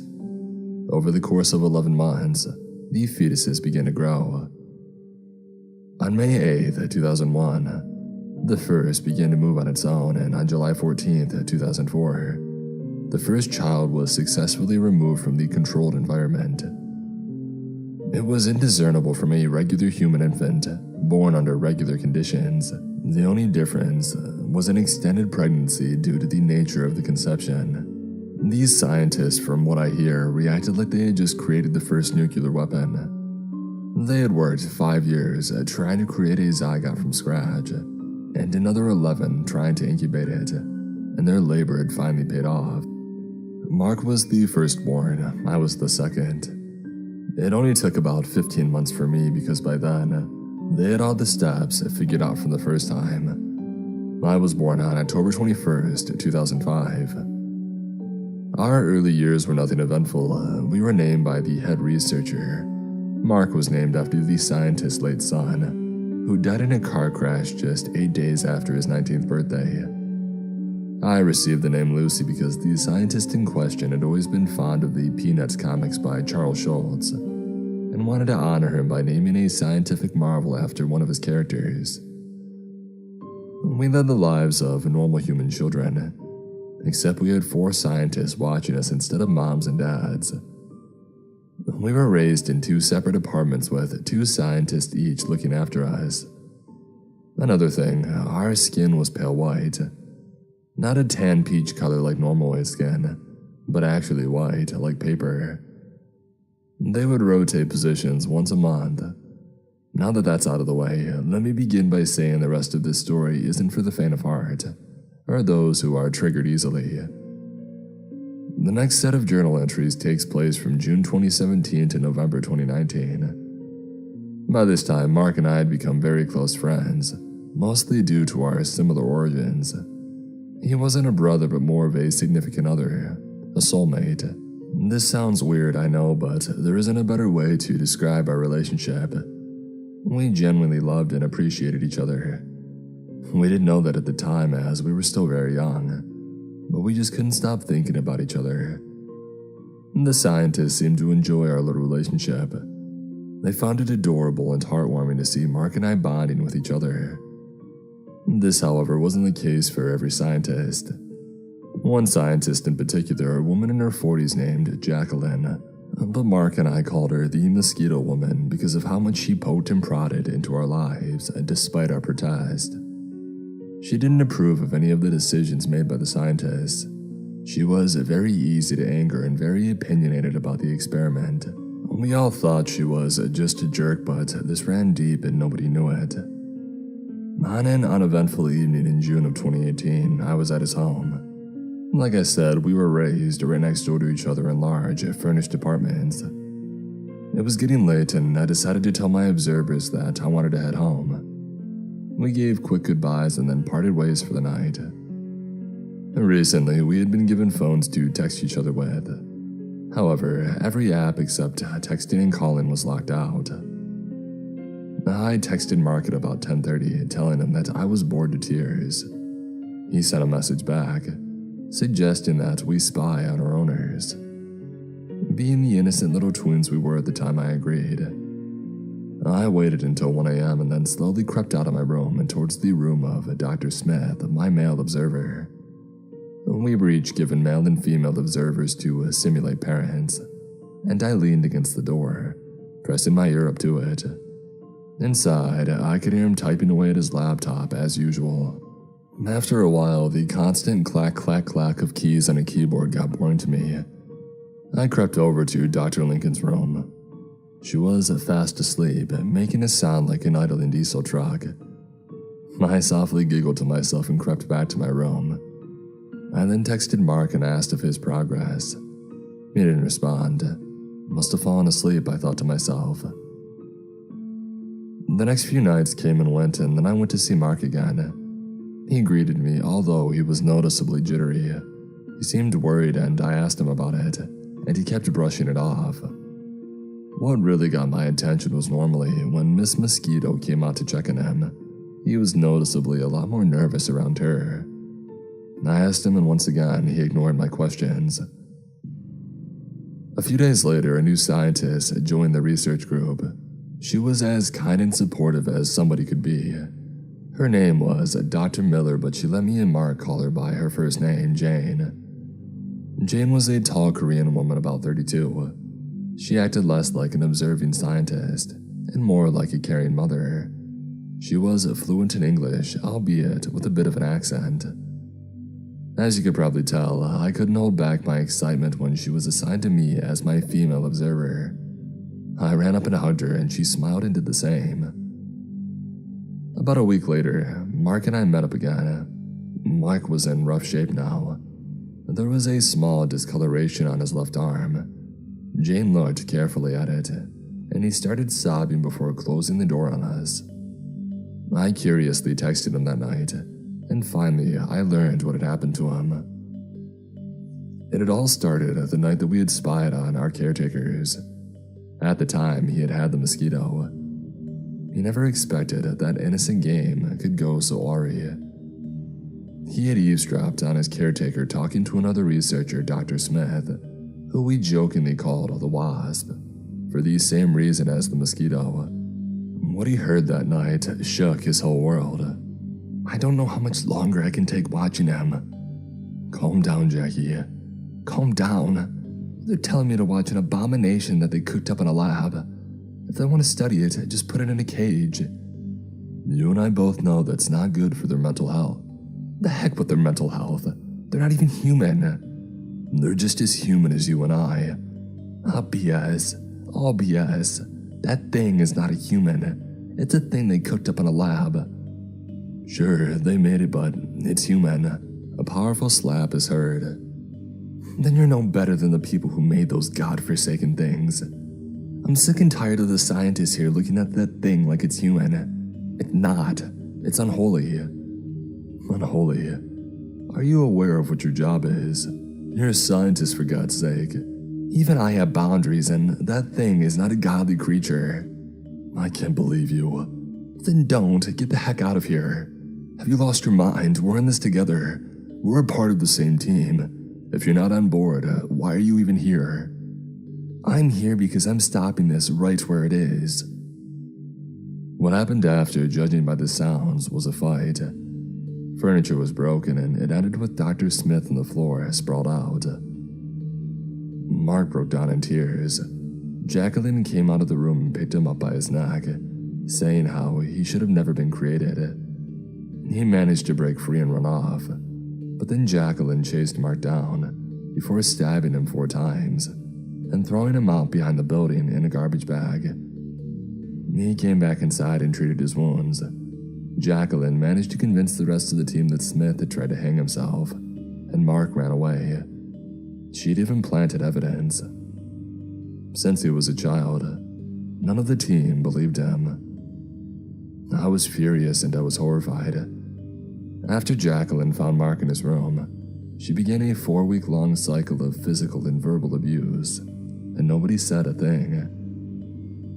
After a few days, as to not raise suspicion, I asked the lead researcher to move me and Mark into the same room. He thought long and hard about the decision, and to my surprise, he agreed. When I asked what had swayed his decision, he told me that Mark had also asked, and a few of the researchers, including Jane, had also lobbied for this decision. We were to be moved into a log cabin on the river. He chose the area because he liked the scenery. When moving day came, I opened the door to a bruised Mark. I hugged him tight. I couldn't stop hugging him. I cried and cried, saying that I felt sorry for him was an understatement. Jacqueline had stopped the attacking in fear of being discovered by one of the other scientists. However, it was only temporary, as I would soon learn. I will never forget the turning point of June 9th, 2019. I had woke up to a loud bang, like a balloon pop, but with a more solid crack. And then I heard it again and then again, as I realized what the sound was. My heart crawled up my throat. I crept to Mark's room. He was shaking and crying under the bed. I hid with him as a shadow down the hallway had approached us. It was Jacqueline, clutching a firearm in her right hand. The window in the bathroom had shattered, and shuffling inside was heard. 4 more people came in. They were wearing black hoods. Jacqueline reached out to one and gave the hooded figure a small bag. The figures then started searching the house. I shushed Mark and slowly led him to a vent. I tried to usher him in, but he couldn't fit. I then remembered a story that I heard about a Japanese prison break, and I gulped. I whispered my idea, and with tears in his eyes, he nodded. I slowly and carefully took my shirt off, and then wrapped it around his head. He bit down and clenched his eyes shut. I put his left shoulder against one of the legs of the bed. I grabbed his chest and upper arm, and put my legs against the bed frame. I kicked hard and a loud pop rang out. Mark yelled through the makeshift gag. It was horrible to look at, but it worked. I clenched my eyes shut in fear as I slowly began to set up his other arm. I kicked back again, popping the arm out of the socket. He cried, but he managed to keep quiet. I then pushed him through the vent. He could fit now. I followed him, pushing him by his feet. I don't know how long I crawled through the vent, pushing him along. I led him to the basement vent opening. I pushed him over the grate and then positioned myself over it. I looked at the fake nails and pulled one out. I started slowly unscrewing the grate. Once unscrewed, the grate fell, causing a loud bang. A figure ran in and unsheathed a knife. He grabbed my leg and I kicked and flailed, but he easily overpowered me. He grabbed my mouth, shushing me before sliding a knife across my neck. The pain was immense, but I had a plan. I fell to the ground playing dead. It worked. I slid my sock off, holding my breath. The room reeked of my blood. I could feel myself losing my grip on life. I wrapped the sock around my neck to stop the bleeding, and I wrapped my other sock up the same way. I was softly crying. Mark dropped down, landing on his dislocated arm. He howled in a shout of pain and crawled over to me.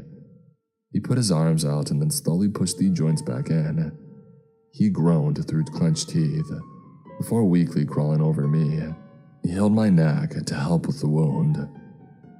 What came next doesn't come easy to me since I was losing a lot of blood.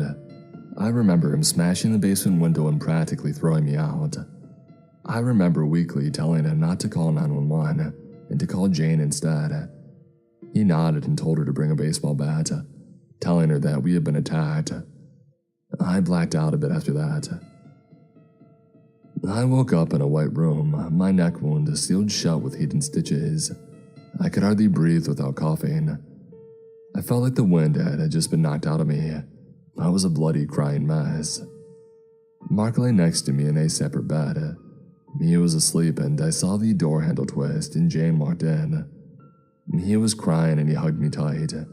She was thanking everything there was for me being okay, and I later learned what had happened from Jane. As it turns out, the woman who tried to kill us wasn't Dr. Jacqueline. The real Dr. Jacqueline had been murdered in her sleep by an anti-scientific group known as The Journey. That's who came after me. The woman was actually named Rebecca Miller. She had a warrant for grand theft auto, assault, and after the incident, 2 charges of murder in the first degree. I've never been happier to see the red and blue flash of a police car. The experiment has since been suspended, and Mark and I have been adopted by Jane and her husband, Kim.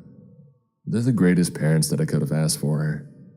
Due to the non-traditional origins of Mark and I, we receive a special income from the government of $200 a month, and we don't have to attend school in person.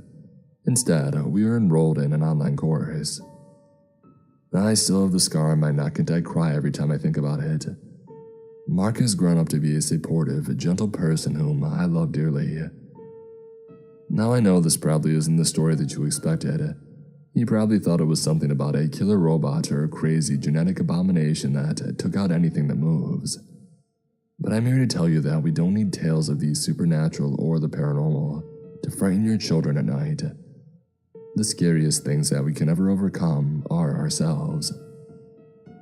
As a last note, I love and support everyone who has helped me through my trouble. I can't thank you enough.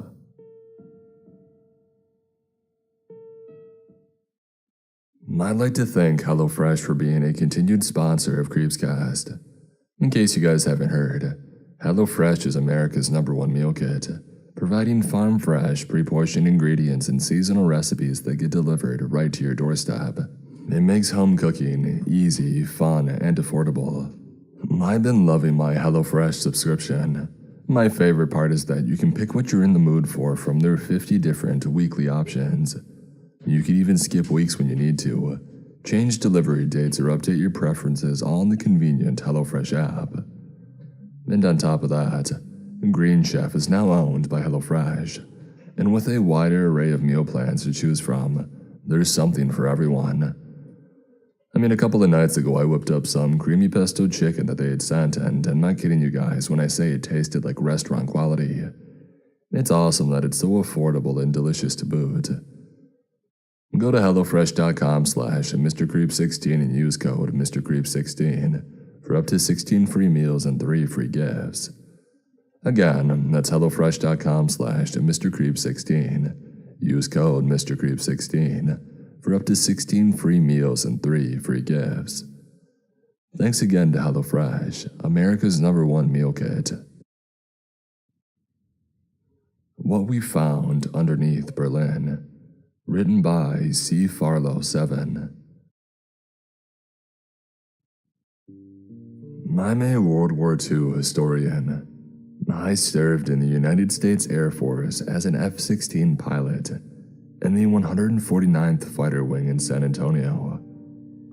My grandfather was a P-51 pilot and got to see the skies of Germany during the Great War. He would tell me stories as a kid about how Germany was so technologically advanced with the development of the jet-engined and near-impenetrable tanks. His stories are what inspired me to serve and follow in his footsteps. Once I finished my service, I became a historian, as World War II has always piqued my interest. I was spending a month in Berlin trying to find and excavate Nazi bunkers, foxholes, whatever we could find. My team consisted of 2 of my military colleagues that served overseas, and they also shared my interest in the history of what happened back in the 40s. And Jack was a weapons expert who specialized in Nazi explosives and weaponry. My son Mark had just finished up high school and wanted to enjoy what he thought was a vacation. Upon the ugly surprise that this was work, he was mad, but he also quickly got interested in this line of work. After 2 weeks of grueling work and nothing to show for it, Mark suggested that we take a break and go explore a secret cave he found not too far from camp. We had the equipment for such a trip, and a little fun definitely could not hurt us.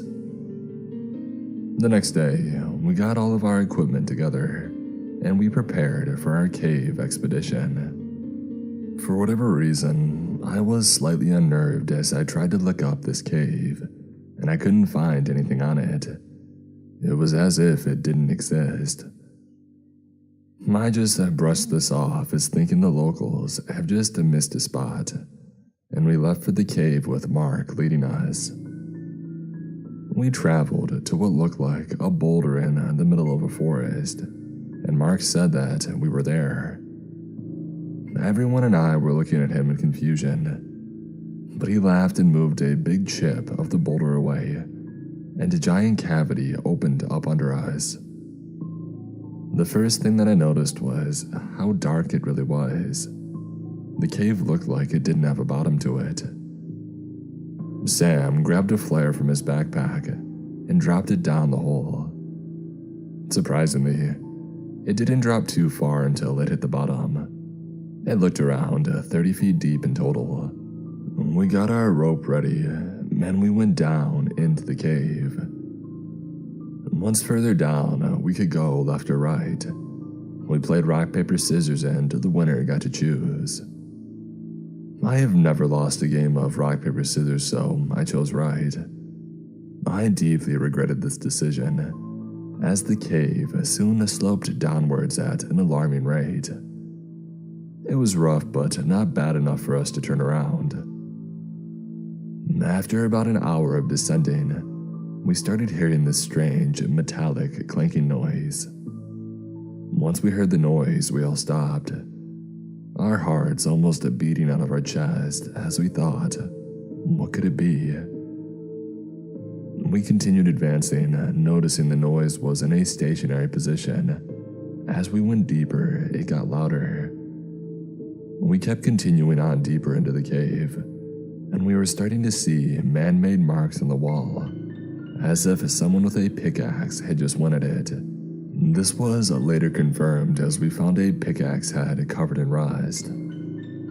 This made me ecstatic, as we could have just found an unknown labor camp used by the Nazis. It would be my first major find. A loud bang woke me out of my stupor, as I realized the noise was right around the corner. My heart racing from the adrenaline of fear and excitement, I turned the corner and almost crapped my pants. A huge 7-foot steel door stood 10 feet away from me, opening and closing, making that loud metallic bang that we had all heard. I took a sigh of relief before I realized what I had just discovered. I had blacked out as the next thing I remember is Alan waking me up on the cold stone floor. None of us could believe it. We had just found a secret underground base untouched for decades. Or so we thought. Mark was just as excited as I was, as he just stared in awe at the crudely constructed little door. Jack took a closer look at the door and realized that it was indeed German. Not to our surprise, of course, but what he said next made our excitement turn into fear. Guys, there was a huge explosion that blasted the door open. Could have been a booby trap, Mark replied, suddenly sad at the fact that we may not have been the first to find this place. Sam took a step inside cautiously, and immediately turned around and vomited. Inside the door was a room that resembled an airlock, but 2 scorched bodies lay in the middle of the room. Beyond the resemblance of a human, the only way we knew what they were was by the hand of an unfortunate soul blown across the room with a ring on the finger. The inside of the ring had an inscription: "Darla, my love, 1984. Well, I guess we know when they got married, but when did they get here?" Alan said. "I'm no expert, but the untouched hand looks like it has been here for over a decade." This was true as to how many bits of flesh and bone remained. Jack chimed in saying that this must have been some serious firepower for an explosion to knock over a door as big as this one. We all spent time in silence, and then Sam said, Look guys, we need to report this in. I don't like saying this, but there's no telling what other traps there are. This is by far the coolest thing I have ever participated in, but I don't want to lose my life because of it either." I was infuriated at the thought, knowing good and well the German government would shut this place down and destroy everything to bury their tainted past. Almost in a scream, I said, "Over my dead body." Jack came to Sam's rescue, but Sam, Alan, and myself all agreed that we need to learn more about this place, as it really could be our only chance. Sam and Jack reluctantly agreed, as I apologized for my previous behavior. We all voted Jack as the lead of our 5-man group, as he knew the field of booby traps used by the Germans. After a while, we reached the end of the square room, as the identical door from the other side stood at our wake and attention. Luckily, we got the door to open up with ease, but the lack of signs saying where we were and where we were going began to make us nervous. When we opened the door, we were surprised to see that the facility still had electricity, as the lights were all flickering ominously. There was a hallway. In this hallway were 10 doors, 5 on each side. Between every door was a rectangular window that led into the room. Looking into the moss-ridden glass of the first door on the right, with the lights in the room off, I shined my flashlight inside and noticed that it looked eerily like a hospital room. The room looked like it contained a stretcher and some movable trays with syringes on them, unused by the look of them. We tried to open the door, but it seems as if it was jammed shut. The rooms in the entire hallway contained the same thing, until the third one on the left. Inside was the same thing, but a human skeleton lay on the table. I was terrified as I noticed these scratch marks on the side of the wall as whoever this was tried to dig his way out using nothing but his hands. Beside his bony fingers lay an empty syringe. My imagination went crazy, and I wanted to know what was in the syringe. Were the Nazis testing drugs? Was it human psychology experiments? Strength supplements? The list went on and on in my head, until Mark came over to us saying that he had opened up one of the doors. Inside the room was a pungent smell, but to my satisfaction, there was a syringe full of red liquid. I stuffed it into my backpack as we ventured further into the hallway. The rest of the rooms were empty or had nothing noteworthy, unfortunately. Once we had reached the end of the hallway, there was another 30-foot hallway with what looked like an elevator at the tail end of it. On the left side was a door that had German written on it at one point, but it had eroded to the extent that none of us could properly read it. We spent around 5 minutes getting the door to open up due to the old and rusted hinges. We opened up the door to find what looked like a security office. Computer monitors were covering a wall with switchboards on the other side.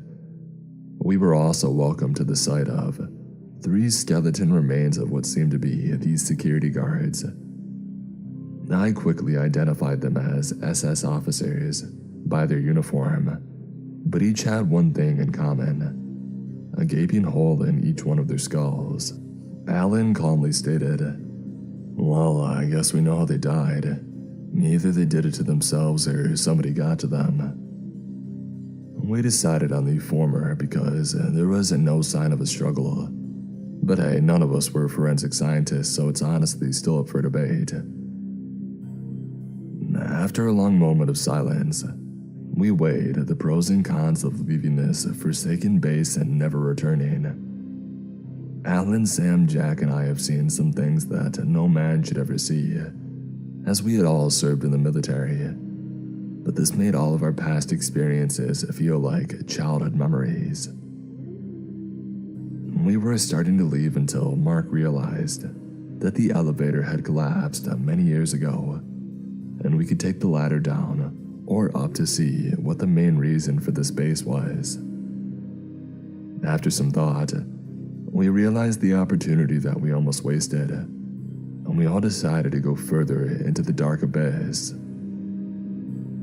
We descend for what seemed like hours until we reach another door. Looking up, I realized that it was only about 100 feet away from where we had entered the shaft, but I already knew that we were deep in the earth to begin with, and going deeper concerned me, and I could tell that it concerned my colleagues as well, but we were too far now. I know that if I left now, not knowing what is down here would haunt me for the rest of my life. We slowly opened the door, and we were shocked and surprised to see a large open hangar. It was filled to the brim with aircraft, some that we recognized and some that we didn't. This captured our attention for about 5 seconds, as we soon noticed right next to the elevator shaft was what looked like a defense position. There were sandbags piled 3 feet high, with German machine guns perched on top of it. Horrifyingly, there were 5 skeletons in uniform sitting in chairs next to the sandbags. Red was splattered all around the walls behind them. Before we could even comprehend what had happened to them, we heard a blood-curdling scream. From the corner of the hangar, we saw a hangar door open, and a young blonde woman came and ran right into us. She was speaking so fast in a language that I didn't recognize. It had a hint of German, but I couldn't directly translate. The only thing I understood was the word monsters. Right after she had said that, she took a pistol off one of the dead soldiers and sealed her fate herself once and for all. Right in front of us, the red splattering all over Alan, who was now puking. I grabbed a hold of the pistol and a grease gun left behind by the other soldiers, as everyone else followed suit. I didn't care if this was the find of the century. It was not worth my life or the lives of my friends.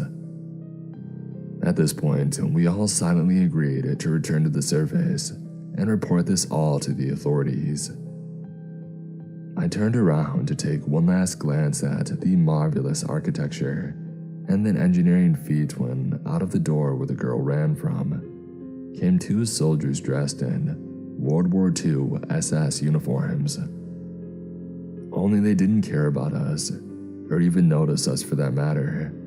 They slammed the door shut only for it to be blown off its hinges by an unknown force. Their bodies crashed into a place that I didn't recognize, as their remains were ground to a pulp from the force.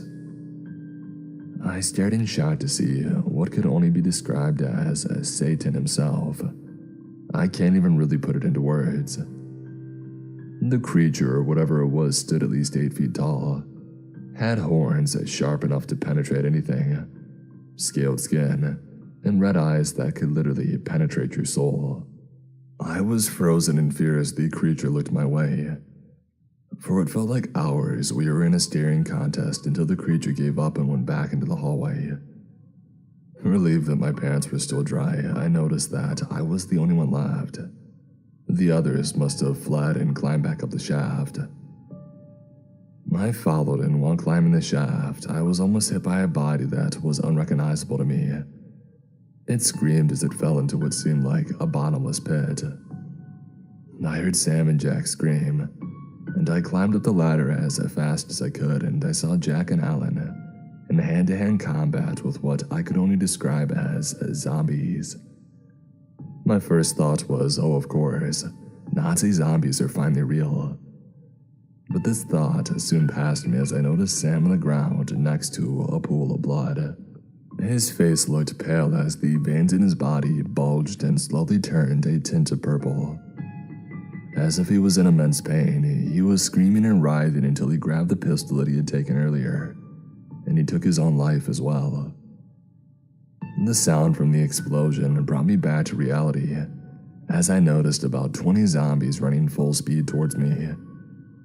I quickly raised my grease gun and said a quick prayer that it would fire, and to my surprise it did.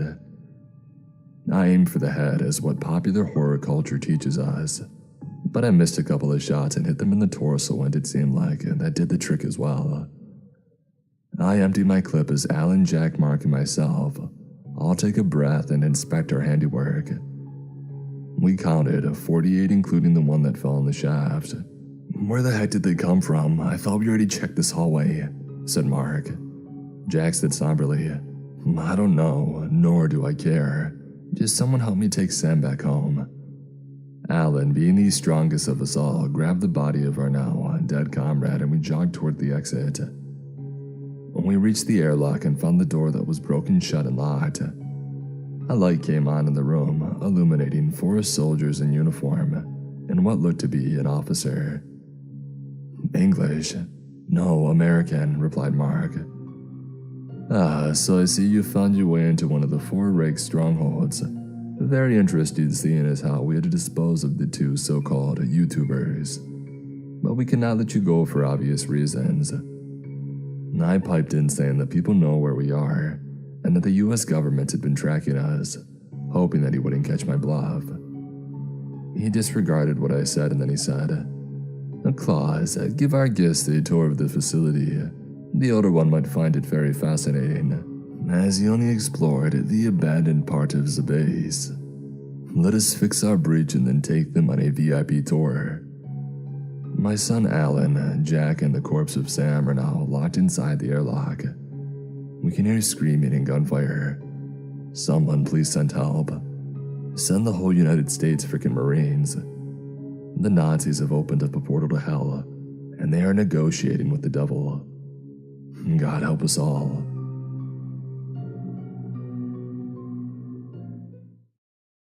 I used to deal drugs, but now I deal demons instead. Written by Beardify. My papa ran moonshine and he drank it too. He drank till he drove his family away and put himself into an early grave. I left at 16 and swore that my own kids would never grow up thinking of their father as a dealer or an addict. But it's the truth. 6 months ago, I started using the same oxy that I sold for a living, and I'd seen enough pellets to know that it was only a matter of time before my life crumbled like a house of cards. I tried everything: doctors, rehab, even locking myself in an abandoned cabin up in Papa's holler. Nothing worked, until I found Reverend Elijah Bledsoe. He cured me with a single touch, and I'll stay cured, as long as I follow the orders. The Lord giveth, the Reverend said, with a knowing little smile, and the Lord taketh away. Before I got hooked, I thought that I had saved up enough to leave pill running behind forever. Now I'm on another continent, living on the charity of the church, and I'm starting to think that the tasks assigned to me here are even more dangerous than dealing. Reverend Bledsoe didn't tell me everything all at once. He upped the dosage slowly. At first, it was just clearing drug dealers off the streets and around the mission. It was violent work, and it made sense why he'd been looking for a guy like me to do it. But then my orders got stranger. Follow the dealers. Report any sudden changes in their appearance or behavior. Any unnatural weather events or power outages that occur nearby. The Reverend was asking me to look for something without telling me what it was.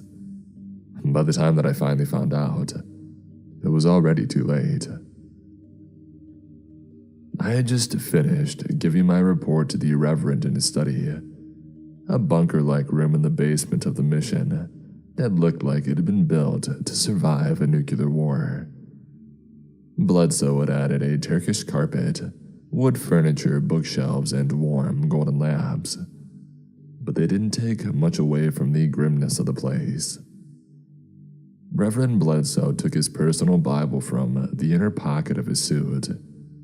He opened it and pulled out what I had thought was an illustration, but was really a cleverly hidden card, like the tarot cards my hippie aunt used to mess around with. It had this odd design in the back, like a closed eye inside of a hand. Do you know what this is, Brother Andy? Have you ever seen the A-ads or any of the others with something like this? I wasn't sure. I need you to find a young man from the neighborhood. A young man without much to lose, without many connections. I'm sure you know the sort that I mean. I did. I had been that sort of young man before, too many years ago. You need to collect something from him. Hair, fingernails, spit, blood, it doesn't matter. Burn it, pour the ashes over the card, and recite the words that I give you. Maybe you'll notice some changes right away, maybe not. Send him to a club called Das Exil. You should ask for Conrad. Tell a young man not to leave until he has 3 other cards like this. I followed my orders. I didn't notice any of those mysterious changes the Reverend had talked about. Just one. When the blonde skater punk I had chosen to complete the task came back with more of those weird cards, I could tell by his face that this Conrad guy was dead. It's been a week since then.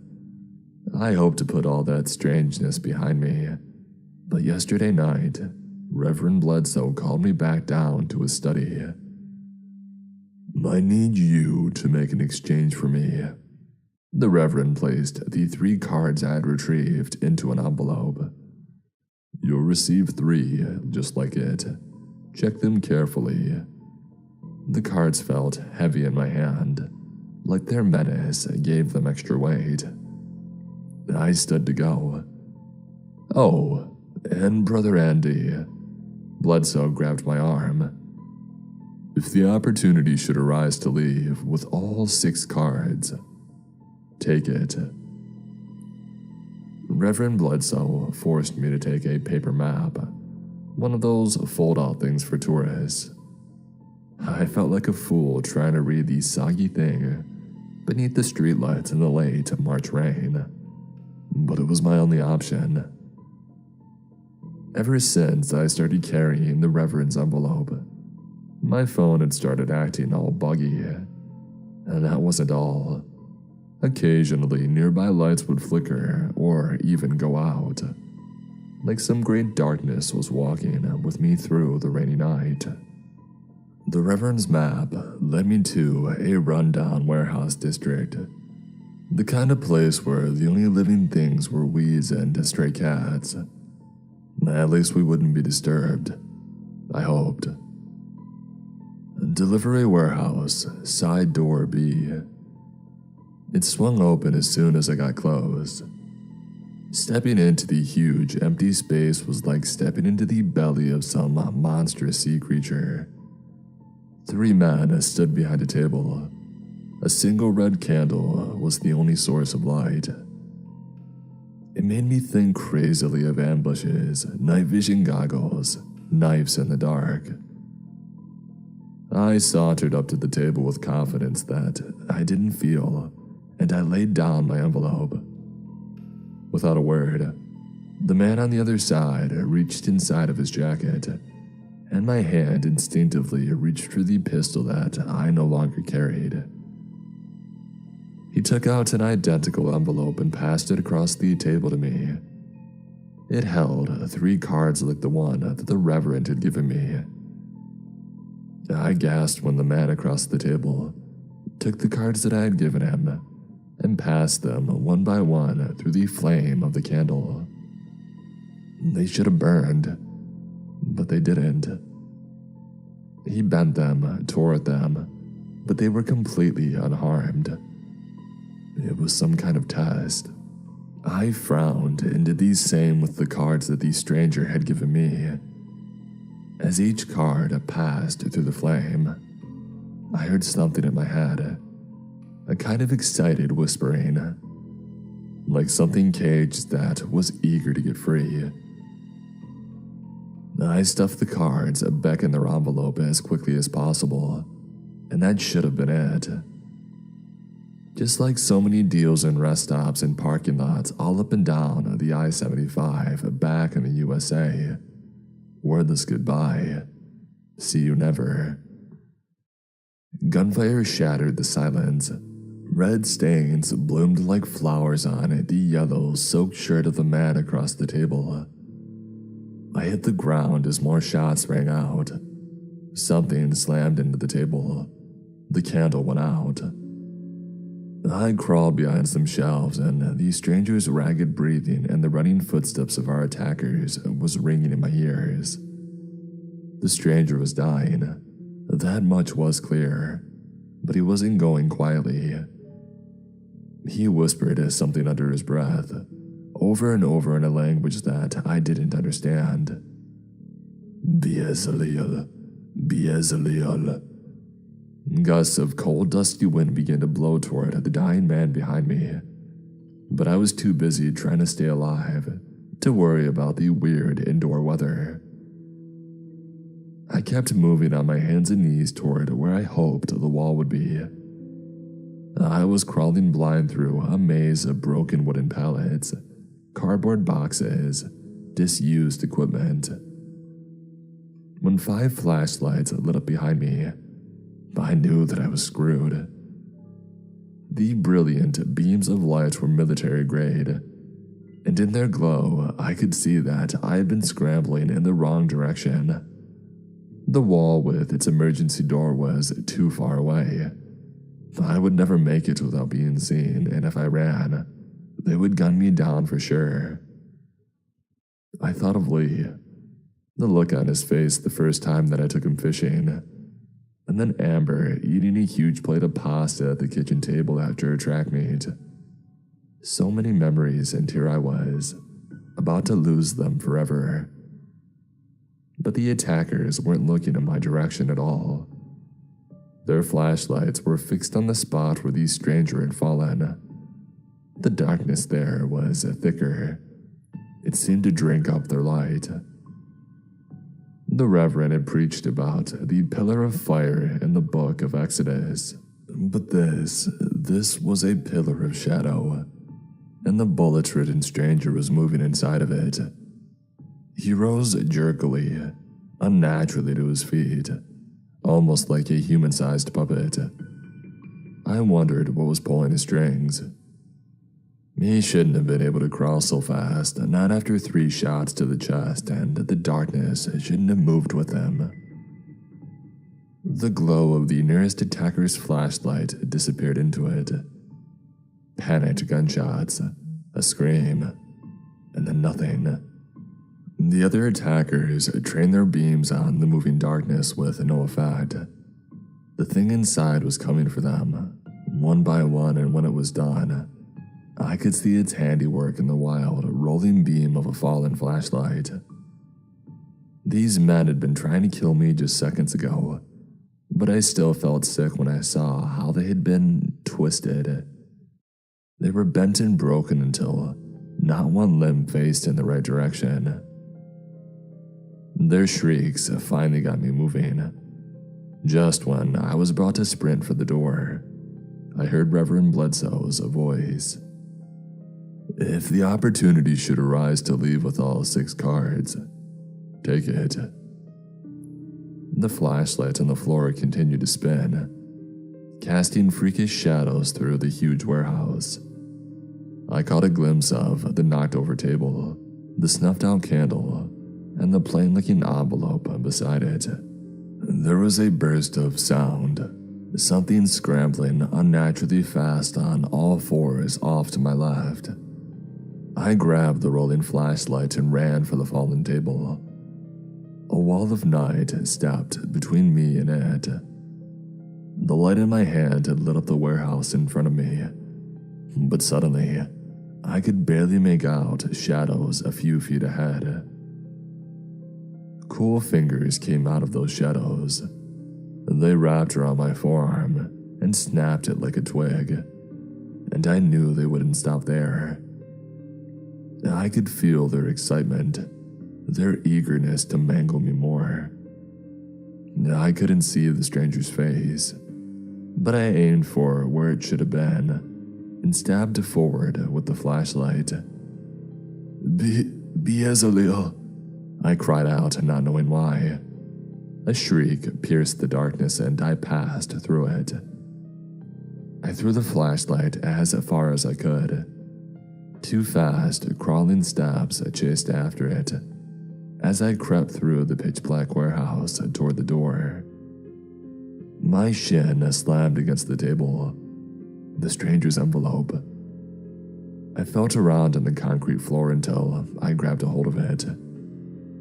An angry, guttural roar and the echo of a shelf being ripped down let me know that the flashlight had been found. I was out of time. I ran my shoulder into the door and burst out into the night. Distant sirens told me someone had finally heard the gunshots going on. I smirked in spite of the pain from my broken arm, wondering how the authorities would explain what was inside of that warehouse and what wasn't. There would be no sign of the thing that had shattered those men so horribly.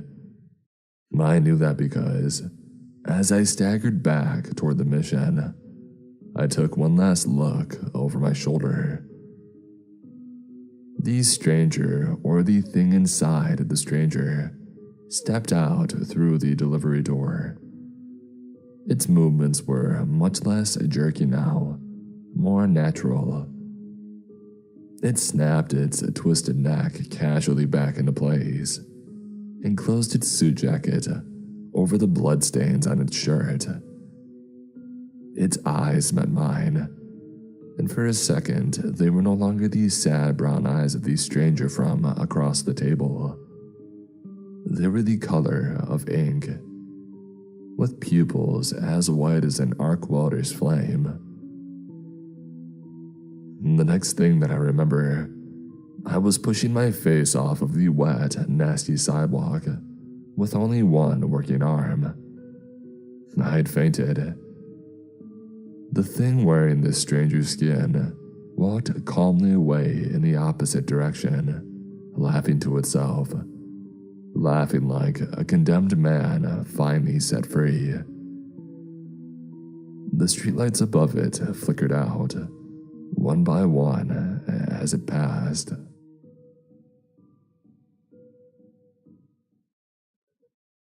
When the time comes, don't believe the local news. Written by Toucan the Rapper. The title says it all.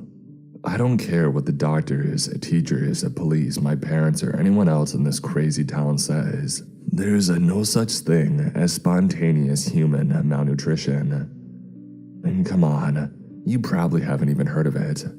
Well, no, of course you haven't heard of it. It's not real. Spontaneous human malnutrition, or SHM. Those 3 letters didn't just ruin my last year of middle school. They ruined my life. It's like every adult in town has gone mad. People don't just... they don't. How do I even begin? It started during the lockdowns, and it wasn't until the 5th or 6th case that the local news started putting the pieces together. That's 3 weeks after Grant and I started our investigation. We knew something was up from the 3rd victim. Why? Because the 3rd victim was Doug's mom. Doug is or was the 3rd member of our cafeteria loser musketeer setup. When his mom, when whatever SMH actually happened to her, she was in the background of our weekly D&D Zoom session. Doug was shaking dice and praying to the nerd gods for a critical, when a weird noise came from his audio. It was barely half a second long, almost too quick to notice, but it was loud. Like really loud. So loud that Doug jumped a few inches into his seat and dropped the dice. Grant and I never found out if Doug hit that crit. His blonde bowl cut whipped away from the screen before we heard the clattering of dice on polished wood. Me and Grant didn't really care too much about killing cave trolls anymore though. Both of us were glued to the screen playing out in Doug's kitchen. The noise had come from Doug's mom. She had stumbled into shot, clutching the kitchen sink. She was vibrating. Not trembling, not shaking, vibrating. The motion didn't seem to be coming from any of her muscles. It was rapid jolting like that caused by pneumatic tools rather than fits and convulsions. She had fallen to the floor by the time that Doug had reached her, totally rigid and still jittering so fast that her form on my screen was barely more than a blur. From the angle, I couldn't see too much of what was going on. I saw Doug reach down to touch her, heard him yelp in pain, started yelling along with him when he recoiled and held up these stumps where his fingers had been. My speakers screeched at the moment he made contact, a horrible, shrill grinding with a wet edge, the exact same noise that Freddy Gruber's elbow made when he accidentally leaned on a power sander in woodshop back in 6th grade. Doug had no color left in his face. He wasn't aware of Grant and I yelling to him through our webcams either. His mom's ankles were still vibrating, the pace now so rapid that a cloud of sawdust started billowing from the floorboards beneath her. We were all screaming, Grant and I in terror, Doug from terror into blind in agony. Before any of us could find the scrap of calm needed to dial 911, Doug's mom let out a violent spasm, and then, with no warning, she fell still. The last frames of the Zoom call were Doug standing over his mom's still and smoking body, pleading with her to wake up. I liked Doug's mom. She was like an aunt to me. I'm glad that I didn't have to see any more of her post-SHM than those thin and nearly fleshless ankles. I hadn't seen what SHM did to a person in full yet. I wouldn't have to wait long. Within a week, it would be on the front page of both the local Tribute and the Herald. At the time, though, all I could do was sit in lockdown isolation and ruminate, robbing myself of sleep for days trying to make any kind of sense out of what the heck I had just seen. That was my first brush with SHM. We were locked down, so I couldn't get to Doug. By the time the quarantines had finished, he had been sent off to some institution. That's how Grant and I knew that we had to keep our mouths shut. Doug didn't, you see. He was very vocal about what he saw, and even more vocal about how spontaneous human malnutrition was a load of BS. Doug knew that he was being lied to, and so did we. We didn't have the anger of losing our mom to drive us, though. I think that's why Doug took a different approach. He didn't think sleuthing would get him anywhere. Answers needed to be taken, not found, he said. We tried to stop him, but once he got the idea to set fire to a police station in his head, there was no getting it out. Yeah, 2020 was definitely one of those years for me. Anyway, as I said, Doug's mom was the third victim, and it wasn't until the fifth or sixth that the media started connecting dots. There was nothing about the vibrating, of course. That seemed to be being deliberately kept under wraps. What led local newscasters to connect the occurrences was the apparent containment within our town, and the, how shall I put this, unique state the victims were found in. It's from the victims that the SHM lie was created. You won't find any info on it. I know this because I'm not stupid. One of the first things I did when the disappearances started was liaise with my out-of-town contacts. The only SHM info online is on the web pages of local schools, hospitals, community centers, and so on. Try and access any of these from an IP outside of the county. 404, my dear friends. Try to get around that with a VPN. SWAT time. It only took 2 reports of that in our paranormal investigation Discord for Grant and me to realize that we were completely alone. Everyone wants to help until helping means an armed unit at the door. But what is the SHM lie? The clue is in the name. Spontaneous. Because it happened suddenly and without any prior warning. There's no rhyme or reason to who gets picked or when. The oldest victim was in their 80s. The youngest was young enough that there are too many first graders around here familiar with funerals. Some go in their sleep. Others, like Doug's mom, when they're humdrumming through their daily grind. And there's no sign that it's coming either. Well, that we knew of at least. It wasn't like any of the victims were around to recount what they had experienced in the lead-up. Whatever happens, it happens suddenly. Nobody reported feeling unwell prior to getting SHMD'd. They're fine one second, buzzing so hard that they're dangerous to touch the next. The human part is obvious. It's the M in SHM, the malnutrition. That's the biggest part of the lie. A local doctor coined the term based on the state victims were left in after the deadly superconvulsions. No matter their size beforehand, every SHM victim came out the other end looking, well, malnourished. Extremely malnourished. The kind of malnourished that the term 0% body fat was made for. They showed a couple photos on the news and in the papers, like I said. Pictures that all came with a disclaimer that sensitive viewers would find them distressing. Apparently, we're all sensitive viewers when it comes to SHM. Even the local news anchors. It's a shame, actually, that the internet blacklisting means the clip of a 76 News host, Chip Dallas, bursting into tears live on air won't make it to YouTube. Despite the grim context, it's still pretty funny to see such a corny POS lose their crap so bad. We didn't think it was funny at the time, though, of course. Took a few days of emotional distance before we found enough teenage edginess to force a laugh at his blubbering. Mainly because it meant we both had to lie about the fact that we had been crying too. It's the eyes that do it. Nothing prepares you for them, even in a photograph. When you hear about something called a spontaneous human malnutrition, you expect to see rib cages. you expect to see bones and joints sticking out at odd angles, draped in a sheet-thin layer of near-translucent skin that leaves nothing of the anatomy within its imagination. As harrowing as seeing those peeled-back lips, those teeth sticking up jagged and crooked from shriveled gums, it can be if you're not blindsided by them. The sight of their distended bellies is haunting, sure, but if you've ever seen what normal malnutrition looks like, then you're not in unfamiliar territory. The severity of it will take you back, no doubt. Being able to see every crease and fold of a person's lower intestine is jarring, even if you're given a heads up, after all.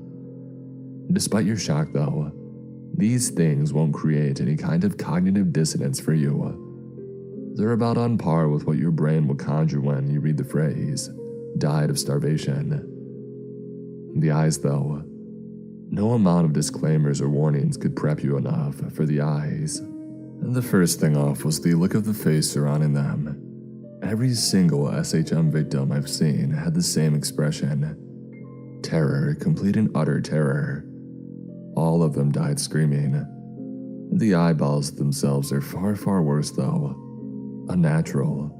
No disease can do that, and I know because Grant and I had researched it for weeks. It doesn't matter what color your eyes are before SMH. When you come out the other end of it, they'll be black. Not black like coal or like ink or shadow. Black like the darkest reaches of a deep space. The kind of black that absorbs all light, so nothing twinkles or shimmers in them. You've seen a shark's eyes, right? Imagine them but 1,000 times darker. That's why everyone watching Chip Dallas's 76 News special on the mysterious new disease that had so far taken 6 people was crying, screaming, or laughing uncontrollably. Not everyone lapped up the disease lie, though. It's a small town, but it's not that small. We've got 2 high schools. And Grant and I were far from the only ones who saw SHM for the BS that it was. You know what they say about the truth, though? A lie can hold it down and beat the crap out of it before it even knows it's in a fight. Doug was the first non-believer to get, as we were told, sent away. He tried to burn down a police station, though. When they took him, we weren't at all very surprised. It wasn't until Brian Jarrett's quote-unquote suicide that Grant and I realized just how far the mayor, police, government, military, whoever was prepared to go to keep everything covered up. It was 6 months after the first SHM case, so that's about 102 confirmed deaths for context. At their regular nightly vigils, the townsfolk would say nothing, with their lips but everything with their furtive glances and nervous floor fixations. Brian Jarrett was a local podcaster. Before SHM, he had talked mainly about nature trails in the closest national park, or shows that were coming through one of the 3 theaters that we boasted. As the epidemic unfolded, this all changed. Brian saw through the BS too, and he was very vocal about it. He had the balls to ask the questions on his podcast. Grant and I would only whisper to each other in our quiet corner of the cafeteria. If it's a disease, then where's the CDC? Why isn't this gained national or international attention? What kind of disease turns your eyes like that? Where does all the body mass they've lost go? How can they vibrate so fast it sands down wood, but they remain physically unscathed? Why isn't it spread outside the boundaries of our town? Why aren't the death certificates public? How come their clothes look ragged and old by the time they stop moving? Brian became a firebrand, a preacher voicing the doubts that we all shared, the questions so many of us had but were all too afraid to ask. He had known they were coming for him too. You can probably guess the story. The night before his disappearance, he abjectly stated that he would under no circumstances end himself. When the first guy to point this out on Facebook was reported dead an hour later, the message became pretty clear. After that, pretty much every public doubter and worried citizen kept their mouth shut. Grant and I didn't accept it though. We couldn't. It wasn't a disease. We didn't know what it was, but we knew that there was no such thing as SHM. We were being lied to, and unless we could figure out why, we wouldn't be safe. We both begged our respective parents to move out of town, of course, but you can imagine how that went down. Grant's dad told him to stop being a baby. Mine sat me down and gave me a lecture on the importance of not running from your problems. Both of them and our moms bought into the lie of it all. And I'm not going to lie, so heavy was my sense of helplessness that I cried myself to sleep most nights after that one. If it weren't for Grant, the sense of isolation, that feeling of being the only sane one in the nut house, it would have broken me. Grant's not me. He's made of tougher stuff. Whereas I retreated into existential despair, Grant decided Brian Jarrett's death as the catalyst to get up and get stuff done. That's why he was the one that managed to gather the puzzle pieces and put them together. It took him a little while though. A few months and several dozen more bodies happened before the morning he arrived at my door with a cardboard box full of laptops. I still remember his expression as clear as day. It was the phrase, "I've got it done," personified. But where his wide grin wore the phrase triumphantly, his eyes bore it with guilt, shame, and fear. He made me help him carry the box up to my room to dump the dozen or so old laptops onto my bed. I had to run through every variation of what the heck that I knew before he spewed a rambling, near breathless explanation. He had started with the footage recorded from our D&D session. He had been planning to keep it a surprise, but he had been recording them to put together an animated highlight reel for Doug's birthday. I was a little annoyed at the invasion of privacy at first, but more irate that Grant had kept this a clue for me. After a brief and admittedly genuine apology, Grant opened up one of the laptops. He pulled a USB drive out of his pocket and plugged it in. When I asked why he hadn't just used my PC if he had the clip on a thumb drive, he muttered something about not wanting to buy me a new monitor. I understood exactly what he meant once he had played me the clip. This probably is no shock to any of you, but the 3-minute snippet was of the end of our final D&D session. It was the video of Doug's mom. It wasn't raw footage though, Grant had edited it. Specifically, he had slowed it down to 1/10 of the original speed. The 3-minute clip represented only about 20 seconds of real-time footage. It was enough. Grant had found all that we needed to prove that SHM was a hokum made-up BS disease to cover up something else happening. Despite what you're thinking, it didn't feel like a victory. I've never felt worse about being proved right. The something else was so far outside the realm of my explanation that trying to understand what I was watching literally gave me a migraine. All I remember thinking when the clip finished was that I'd give anything to wake up in a reality where I had been wrong. Once more, I was watching Doug standing over his mom in his kitchen. He was moving at super slow speeds, as to be expected. But she wasn't. She was still shaking, but it was shaking now, not blur-inducing vibrations. Her speed was still faster than it should have been, but thanks to Grant's editing, we could see what she actually was doing down there. She was writhing, kicking, flexing every joint in her body with jolting spasms that bent them into contortionist-like angles. To my disgust, I realized that what I had thought was the natural crack and pop of slowed audio was actually the snapping and crunching of bones and cartilage. More than once, she had twisted into a position that showed more than just her ankles. We saw her legs, saw the flesh on them shrink away in a matter of seconds. We would catch glimpses of her hands, of the skin around her digits, vacuum sealing the bones so tightly that fingernails splintered and cracked. Only once did we see her face, and it was one time too many. She spasmed forward, folding inward without warning until her temples touched her toes. Her eyes were burning. Bright green flames poured from her sockets, the black orbs at their center bubbling and sputtering with intense heat. The skin on her face was pulled so tight that pulsing veins around her eyes seemed to dance and writhe above the skin. She was screaming too, screaming with such force that the windpipe in her shrinking neck bulged, and her writhing nostrils bled. Her jaw was open long past that point that it should have been dislocated.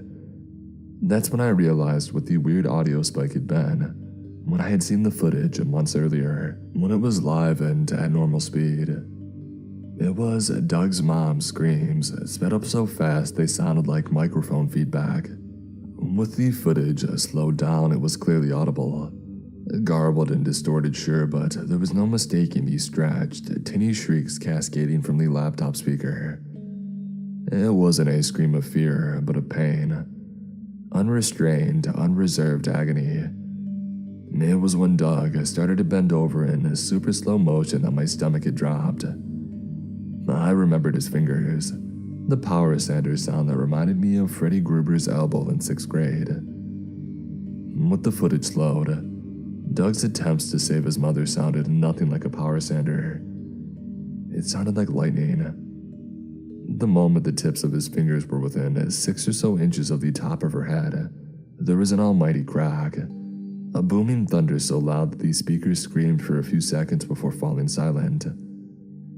Twin streams of emerald flame leaped from Doug's mom's boiling, hissing eyes the moment the hardware-killing noise hit. The green fire wrapped around Doug's slow-motion fingers. The moment they made contact, the flesh of his digits curled and split, falling away in fluttering shreds that cascaded back towards his mom's black hole eyes. Within a few seconds, there was nothing left but bone, and below long that too was lost in the bubbling voids. Doug had pulled his hand away quickly, so I knew he didn't lose more than a few fingers, but still. The tension caused by watching him, from our slow perspective, holding his hand in that acid-like green burning, had me grinding my teeth so hard that I lost a filling. The relief I felt when he finally pulled his hand away was short-lived, however. The worst of Grant's discovery was yet to come. That's the moment that they arrived. I can't describe them to you because I've not actually seen them, and neither has Grant. That's the thing though, you can't.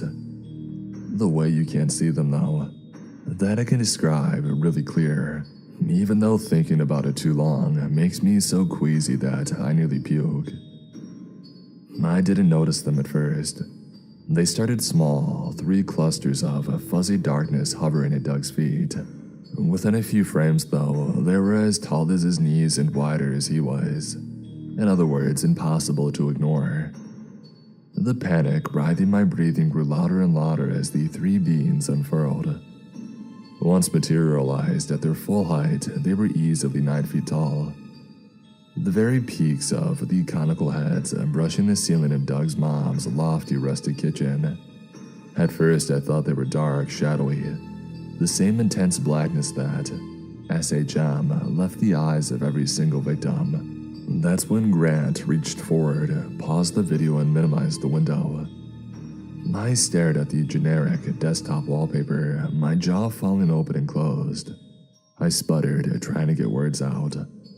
All my mouth could find was shrill, nonsensical gibberish. The 3 figures were still there. The pixels of their forms weren't displaying darkness. They were dead. I peered down to look closer, and sure enough, the backlight of the screen was completely gone where the figures stood. The pixels at the edges of these silhouettes, the ones that should have been displaying the clear blues and greens of a rolling hill, flickered and glitched. They cycled through every color visible to the naked eye, not to mention some that shouldn't have been. Although please, don't ask me to elaborate on this because, if I think about it too much, it literally triggers an epileptic fit. No teenage hyperbole. It was at this point that Grant started frantically booting up the rest of the laptops. On the screens of every single one were 3 identical clusters of dead pixels outlined by a maddening, razor-thin spectrum of maddening color. Whatever these things were, capturing their likeness and displaying it digitally was too much for man-made electronics. Grant proved this by showing me his phone, which he had used to film one of the laptops while it played the video. There on his home screen were 3 miniature clusters of lightless pixels with conical heads. Figures that aligned perfectly, with the aforementioned video when he tapped it open with his thumb a few seconds later. I was babbling and shaking by this point. There were more than a few tears, let's put it that way. Grant wasn't done yet though. The clip still wasn't finished. The last 20 seconds of the clip were of the three figures towering over Doug. They didn't move, but I could tell they must have been doing something behind their shroud of pixel death. I know for two reasons. I'll get through the least harrowing of them first because for the second, I need to build myself up a little. The first reason I knew the conical-headed giants were there for a reason was Doug's mom. She was convulsing more violently than ever. Her spasms were rocketing her from the floor so hard that she seemed almost to be floating toward the three dark masses. While perhaps pulled toward them is more appropriate. Pulled by her bubbling, boiling, black hole eyes. The green flames had once more leaped from them. This time, though, there were three tendrils of fire, and thankfully none of them found Doug. Instead, they snaked their way through the air until they each found a mass of pixel death. Their flames had disappeared behind their respective voids, and to my growing horror, I realized they were at the exact height one would expect to find on a 9-foot conical-headed being, a mouth. The arcs of green fire kept Doug's mom and the dead pixel figures connected until almost the very end of the clip. Her convulsions grew more violent and contorting than ever. Her skin rippled as the final ounces of fat, muscle, and mass were sucked into those void-filled orbs to be burned into green flames. Every vein in her face bulged to a bursting point. Her mouth twisted into a teeth-bearing grimace from which streaks of foam oozed. Doug stood above his mom, still slow motion and oblivious, as the three towering beings around him consumed her, until she was little more than an abyss-eyed skeleton draped in papery skin. As I said though, that was the first of the two reasons I knew those beings must have been doing something beneath those lifeless pixels. The second one, the one that's kept me up for however many nights had passed since that morning, was much worse. I could hear them. Not through the speaker. The speaker was dead and busted. This was made all too apparent by the fact that Doug's mom's electric chair convulsions and screaming from burning eyes had been inaudible, since Doug had made the mistake of trying to touch her. No, I could hear them in the room, from all around me. Their hollow tones echoed and bounced off of every wall. I yelled, whipping around in every direction, adrenaline shooting through every blood vessel. Grant was crying now, crying and mouthing, "I'm sorry," over and over like a twisted mantra. It wasn't just the fact that I could hear them which made me throw the laptop out the window. It was what I could hear them doing too. They were laughing. All three of them were locked in high-pitched, chittering hysterics. The kind of laughter you imagine a spider makes before it injects its cocooned prey with chemicals that turn them into liquid mulch. Every barked ha screeched through my eardrums, twisting my spine and setting off every nervous tick that I never knew I had. I shouted at Grant for about half an hour once I was satisfied the laptop hadn't survived the fall. He took it like a champ, and when I had finally calmed down, he showed me the knuckles that he had obtained when he put his fist through drywall after watching it for the first time. The fear that it created, it was beyond rationality. Hearing the laughter set off something deep within me, a set of emotions long dormant thanks to the comfortable safety of modern life. Once upon a time, humans needed that mix of aggression and panic. They needed it because if they didn't have it, they would never be able to fight their way out of the corners the beings that live in shadows could back them into. I now know those feelings, although every single part of me wishes that I didn't. It was after I had apologized for losing my cool, and Grant began to talk about our options for what to do next, that our phones rang. I felt the little composure I had managed to build since the laptop went flying away in an instant. There was no number, but instead of a caller not recognized or withheld number, the writing on the screen showed two simple, spirit-crushing words: human phone. I looked up at Grant, Tears once more falling down my cheeks, and he was in the same state. He nodded at me and I gulped, resigning myself to whatever happened next. We both clicked the green icon and accepted the call. A single voice answered, and once more it came, not from our phones but from every square inch of space around us. It was a single voice, whining and high-pitched.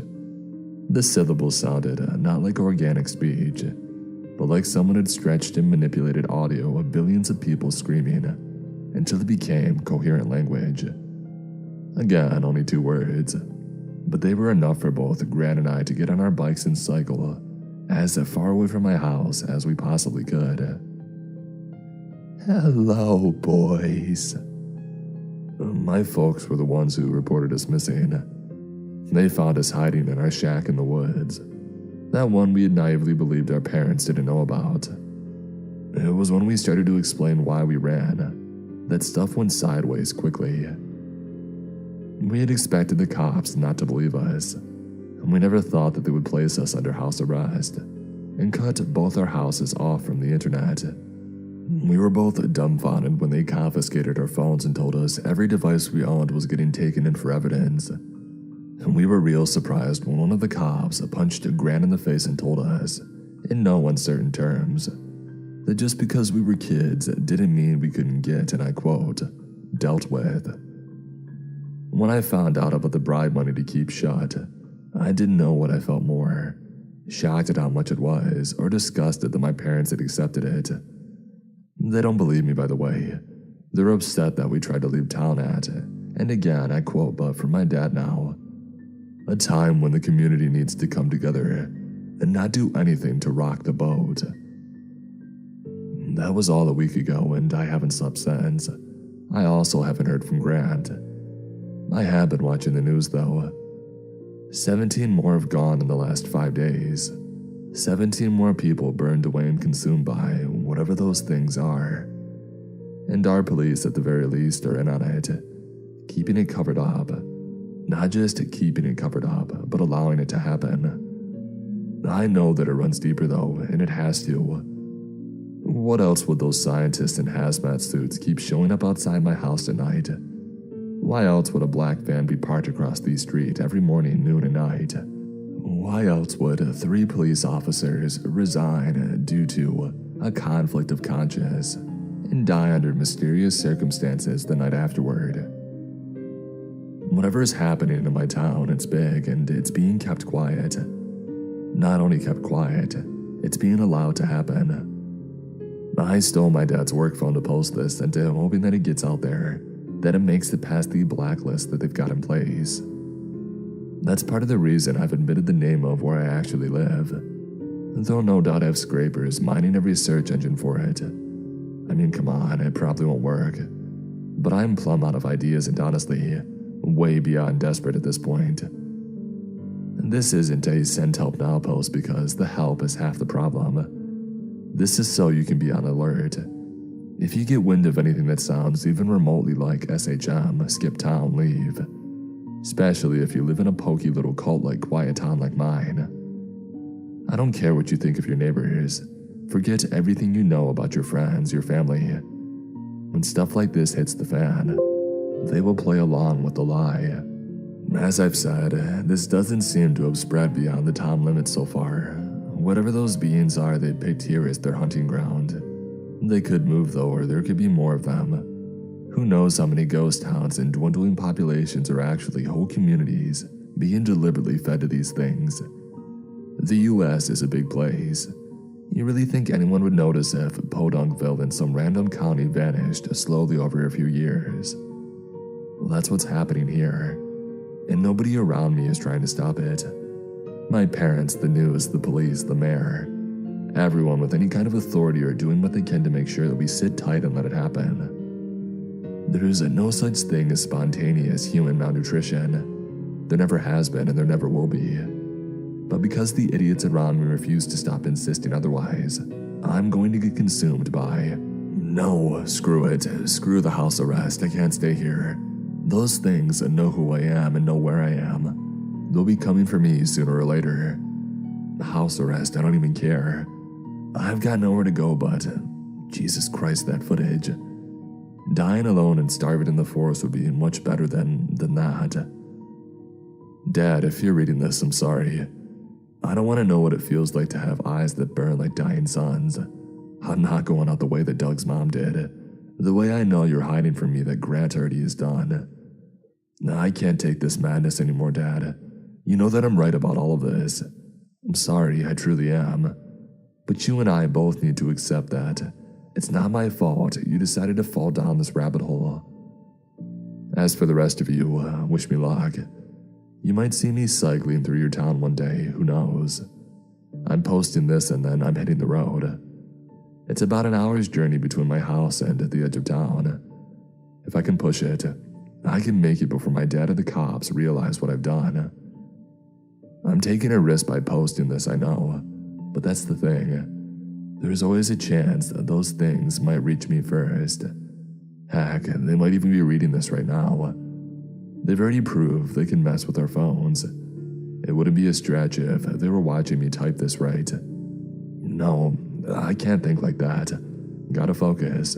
Gotta remember that as risky as leaving is, the risk of staying is always higher. It's a certainty.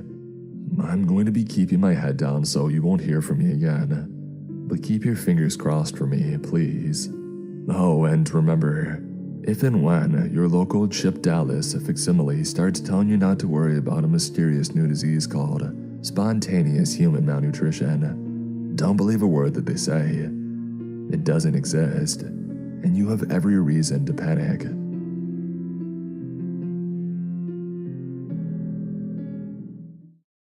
My friends and I discovered a top-secret experiment while camping. Written by Rude Project 9.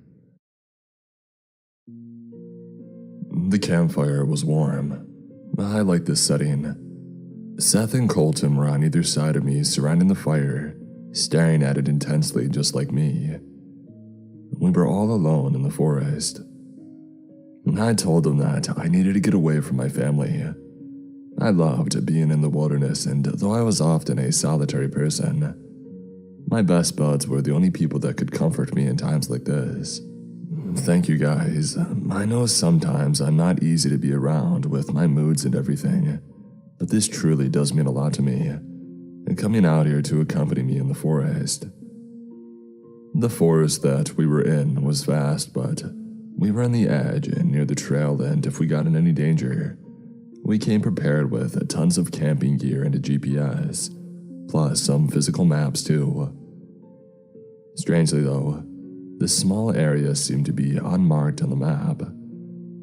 However, I figured we didn't need to worry since we were prepared for everything else.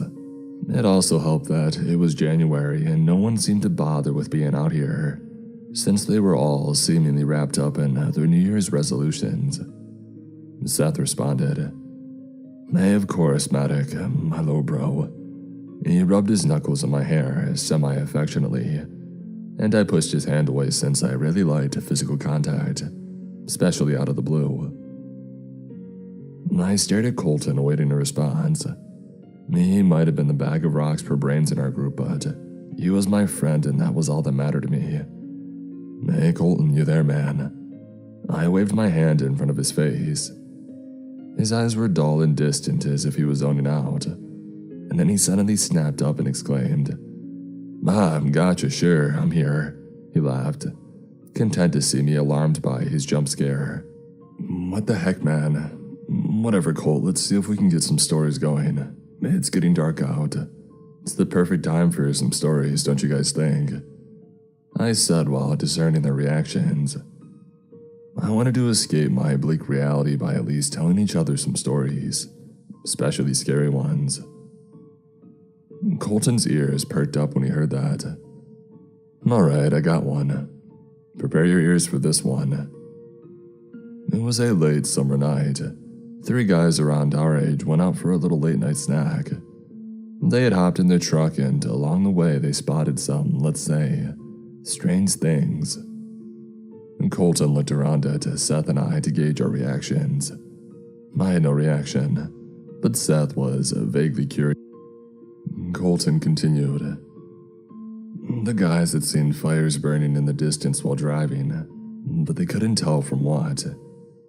As they got closer and closer to the store, the fires seemed to get closer, as if they were moving in on them. This was in the middle of nowhere, so seeing fires was odd, but not the oddest thing in the world for them. But to see them move was definitely out of the ordinary.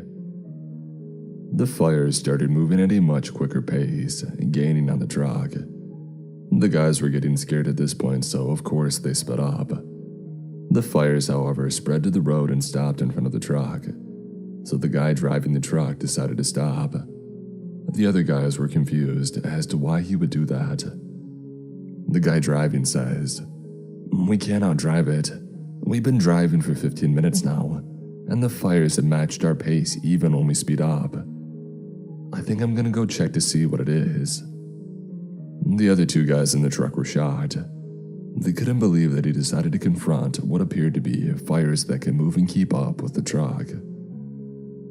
As he jumps out, he seems to be in a kind of trance, and they see him disappear into the dark.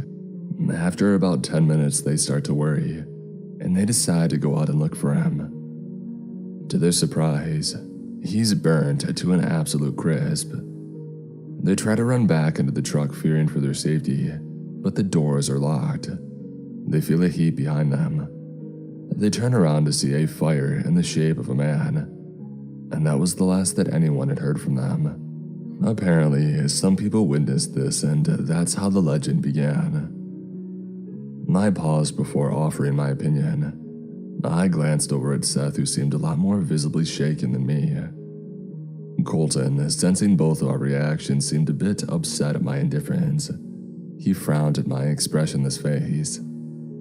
I then said what I thought about his story. "Not that great, man.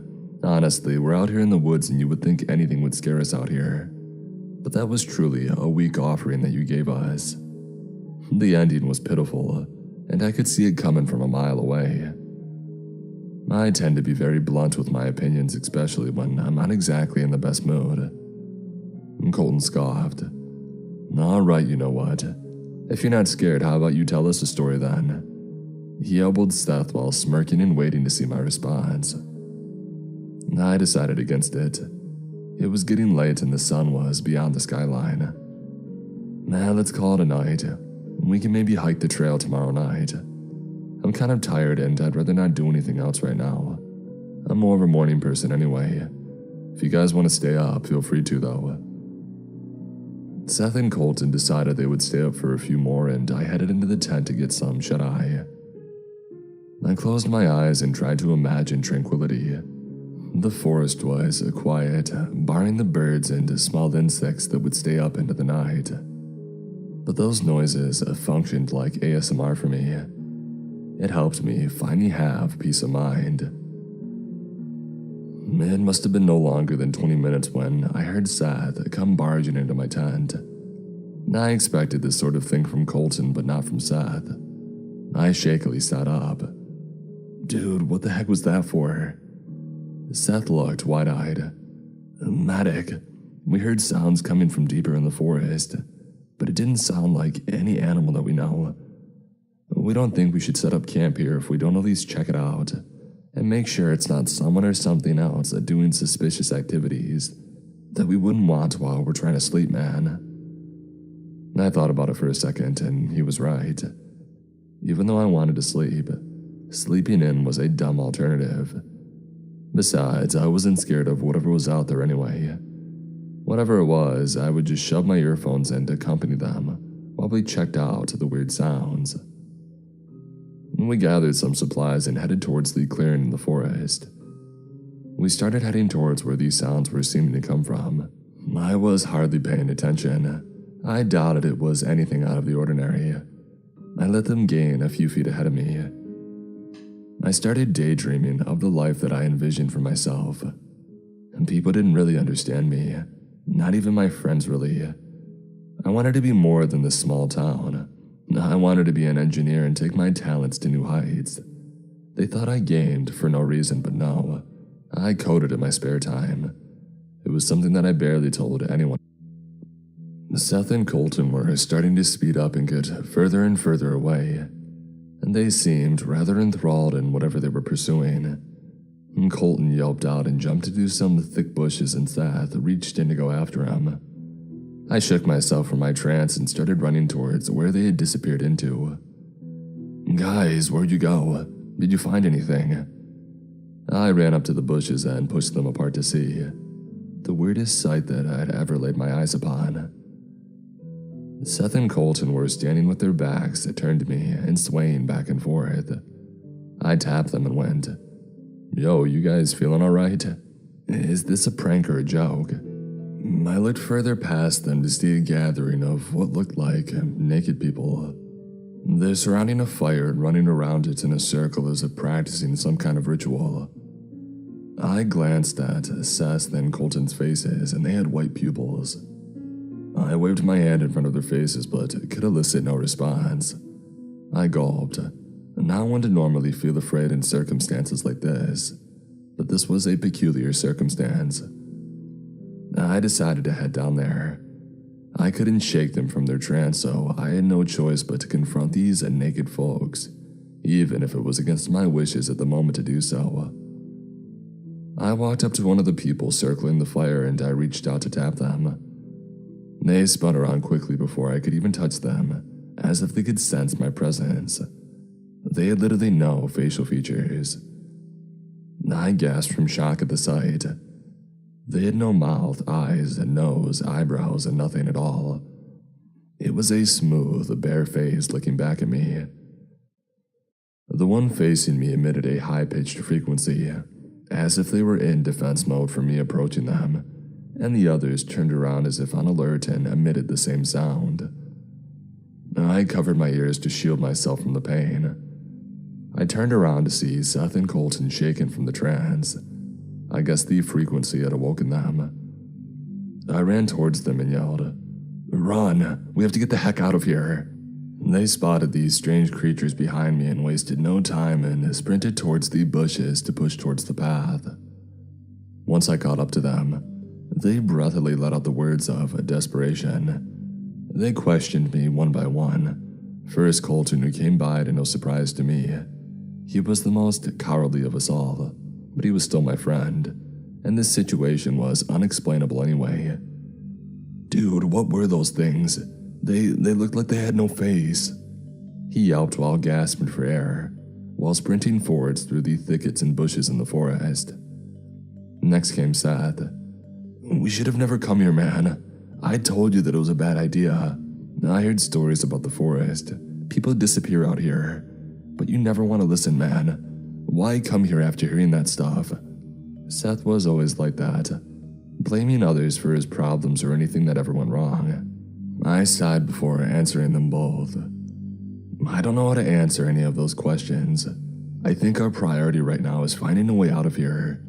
We should have made it out of the forest by now, but it seems as if either we're lost or something about the path has changed, which I would go as far to say isn't far-fetched, considering we just saw people without any faces.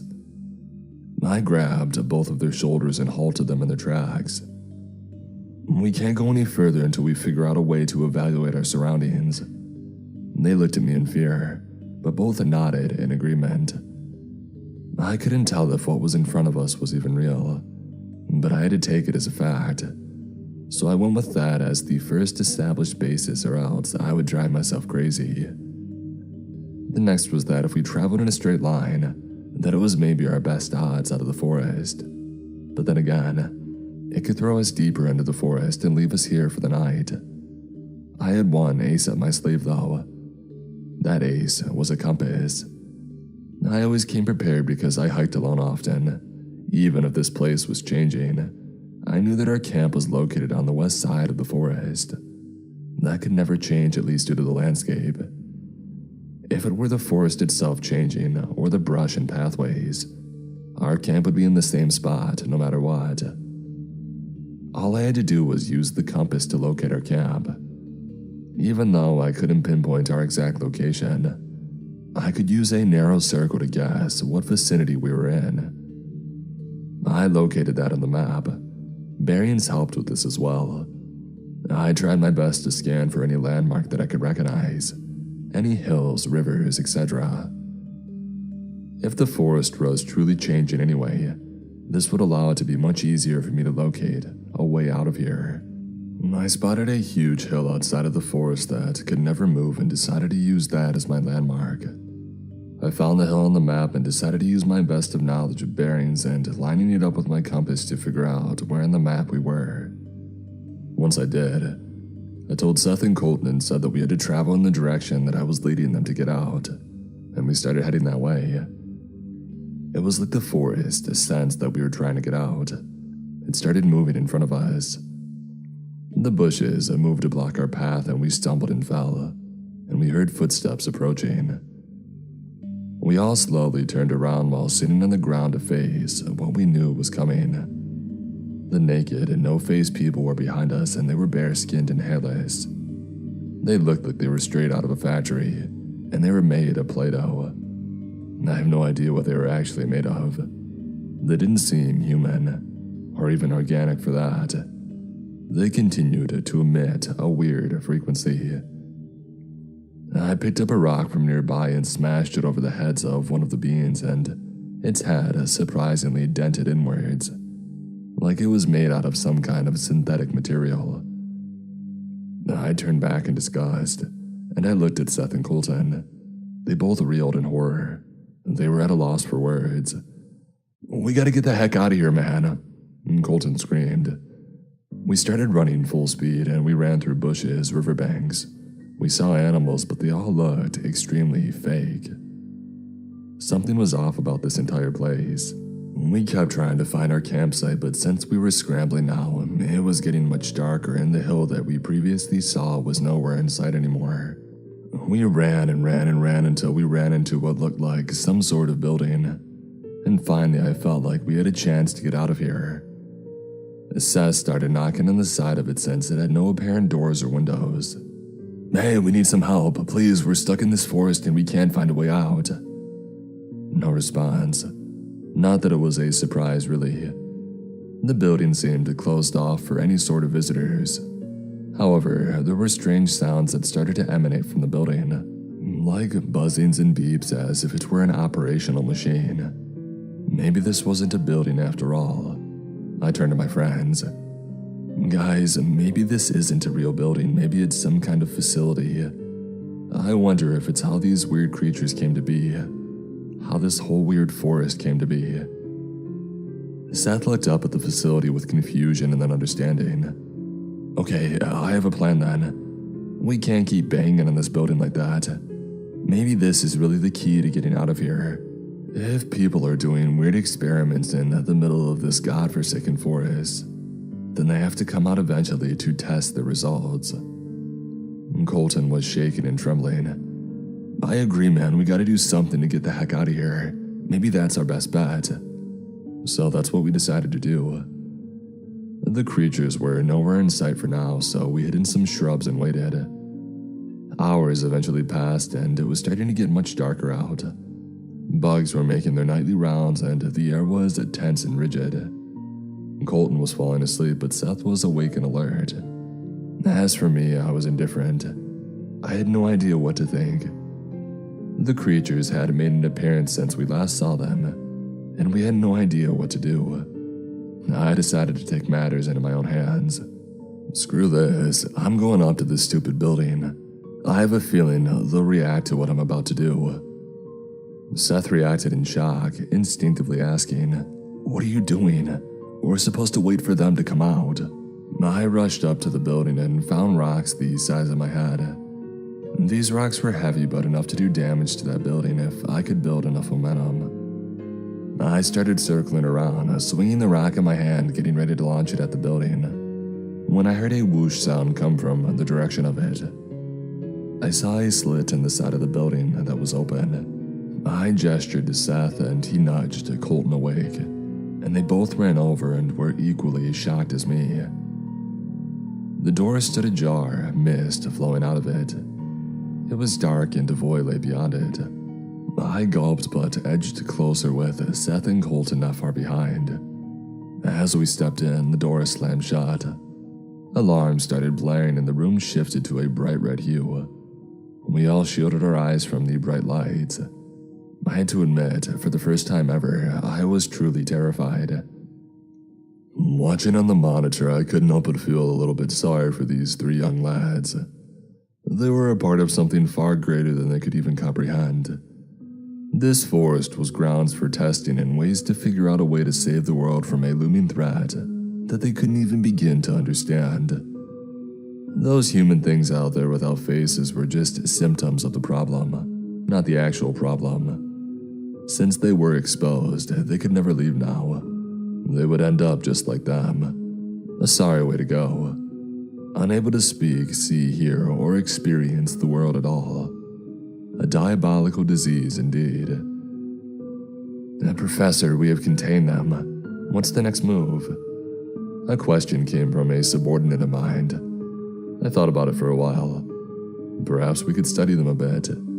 We hadn't collected specimens before they reached a critical containment stage in which we could no longer keep them within the facility. Keep them under strict observation and don't tell them anything. I went to run some tests and I have no idea how they stumbled into this forest. It's highly secure from the rest of the population. This particular area of the forest is in fact a pocket dimension, as you know. So it's highly unlikely that they could have stumbled across it by chance. But yet here they are.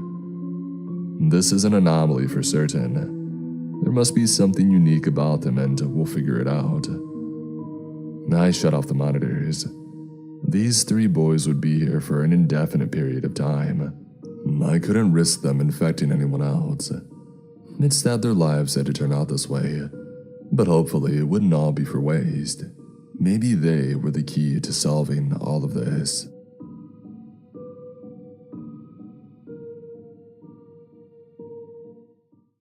I asked my nephew to draw the scariest thing that he could imagine. I wish I hadn't. Written by Jeb Stewart.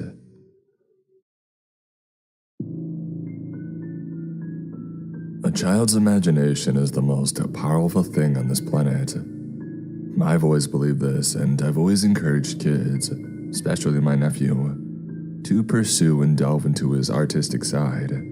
Sometimes it can be difficult, even for adults, to describe or draw what they're feeling on the inside, what they're seeing in their mind's eye. Even though his shaky, fresh hands could yield goofy results, I never put him down or laugh at his attempts to bring the creatures in his mind to life. They'll only get better. The things these little guys can bring into the world are unbelievable, endlessly creative and infinitely valuable.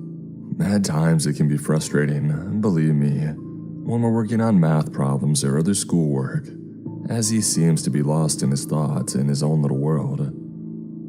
My nephew Kid has become totally invested in art, in drawing and painting, since I had introduced him at such a young age.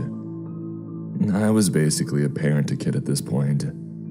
Just him and I in my apartment since his parents had passed away 3 years ago. He was 4 at the time when my sisters, my poor sisters, stupid frickin' husband drove into a telephone pole in a drunken rage. They both died instantly. The tiny Honda that my parents had loaned them caught fire and was a smoking heap by the time that authorities had arrived. It's been a long 3 years. A long 3 years of both joy and sorrow as I raised their child as my own. It was a great blessing to see my sister and Kid, to see her eyes and her smile to some extent. Though on the bad days it could be just as much of a curse, nearly bringing me to tears, making me want to curse the world for taking her away far too early. But I love Kit. Always have and always will. Though my love has been tested to its very limits recently, and not in the way that you might think. No, he hasn't been overly difficult to deal with or anything even remotely close to what one may think of as bad behavior, as far as a 7-year-old goes. I just wanted to preface this story by letting you, dear reader, know that my nephew isn't a bad person. He simply let his imagination get the best of him. It happens to the best of us, as far as I'm concerned. The events I'm going to tell you about all began to unfold 1 week ago to this day. Although the situation has been dealt with to the best of my knowledge, I believe that it's only fair to inform you of the ramifications of allowing a child to explore the deepest depth of their imagination. This story, whether you want to believe me or not, is completely truthful in all of its outrageousness, in all of its horror. If you are faint of heart, I beg you not to read on. If you're laying alone in bed with the curtains drawn and the lights out, then please be prepared to feel watched. Whatever it was that afflicted us still lives on somewhere watching. Like I said, it all began about a week ago. It was a dreary, rainy Tuesday afternoon. I sat and typed away on my laptop, mindless work for an office that sat a few states over. Working from home had been a blessing. No need to pay babysitters when I was here all day anyways. A kid had just gotten home from school about an hour ago and was sitting at the kitchen table with me, drawing on a large pad of paper. Occasionally, he would stop to ask me what my favorite drawing of his was, or to ask me what I was doing. I didn't mind his questions. Sometimes it broke up the monotony of my work, though it could get a bit distracting. "You know, I have something cool you could draw for me," I told him. I wish that I'd never gotten that idea, or at the very least had never shared it with him. He peered up from the mess of scribbles which littered the page and furrowed his brow. "What?" he asked, giggling a bit. "You see, I've always been a fan of all things horror-related. Those old, campy movies like Halloween and Friday the 13th were some of my favorites. Kit wasn't into them like I was. He would usually hide under a blanket on the couch or go to bed early when I put something like that on TV. Draw me the scariest thing that you can imagine," I said, grinning at him. Truthfully, I expected him to turn his nose up to the idea, but I was surprised that he agreed. After a long while of wringing his hands and rubbing his temples, he finally put the pencil to the pad and began his endeavor. It was a bit unnerving in a way, how he seemed afraid of whatever creature he might conjure up and bring to life. It seemed cute at the time, but looking back, that should have been my first sign. The next 20 minutes or so went by slowly, as you would expect when working on spreadsheets. Kit raised the pencil up, brushed the page free of any eraser shavings, and turned the pad for me to see. I turned my attention from the bright computer screen to my nephew's creation, which took a moment for the details to sink into my foggy brain. I was taken aback by how well drawn it was. Amongst all of the scribbles and half-finished drawings, which seemed to shroud the being in a sort of shadow, was the creature that he had eventually named Grunkus. Its body was like a massive heap of melted wax, a slit or rather a mouth, running along the length of the torso, opened just enough for two long, striped arms to poke out from. A pair of huge, buggy eyes sat on either side of its mouth, most likely because its real head had no eyes. The longer that I looked at it, soaking in the details, the more unease seemed to wash over me. I peered up at my nephew, who seemed to share the same sentiment. His expression was like he had been caught doing something he shouldn't have been doing. His face almost seemed drained of its color. I looked back down at his drawing, studying it further. From the top of the waxy pile emerged a long, spindly neck, attached to an oversized head. Its head was triangular in shape, like it had been smashed in different spots. Its face had two black holes for eyes and a thin smile, which ran from one side of its face to the other. The creature's lips were sewn together, long strands of patchy hair laid in slicked back piles on its head, accompanied by a devilish, pointy beard protruding from its chin. Oddly creative and oddly terrifying, especially coming from my young nephew. "What's this, buddy?" I asked hesitantly. He bit at his lip and tapped the table lightly in light, successive patterns. The color had yet to return to his face, which exacerbated the anxiety he seemed to be giving off. I set my hand on his shoulder, which seemed to snap him out of whatever trance he was in. He peered up at me. "He's creepy," was all Kit could manage. I smiled at him and squeezed his shoulder, hoping to ease his anxiety. "He looks like a melted candle. I like him," I said, peering down at the creepy illustration before me. Kit smiled back at me. The dark cloud looming over the room seemingly dissipated a bit. "What's his name?" I asked, another question I wished that I hadn't asked. A new wave of anxiety seemed to set over my nephew, which put me on edge. "I don't know if I should say," he replied. Dread seemed to flood through my veins at his response, causing my heart to pound. Why shouldn't he say? Is he seeing or feeling something that I'm not? No, this is ridiculous.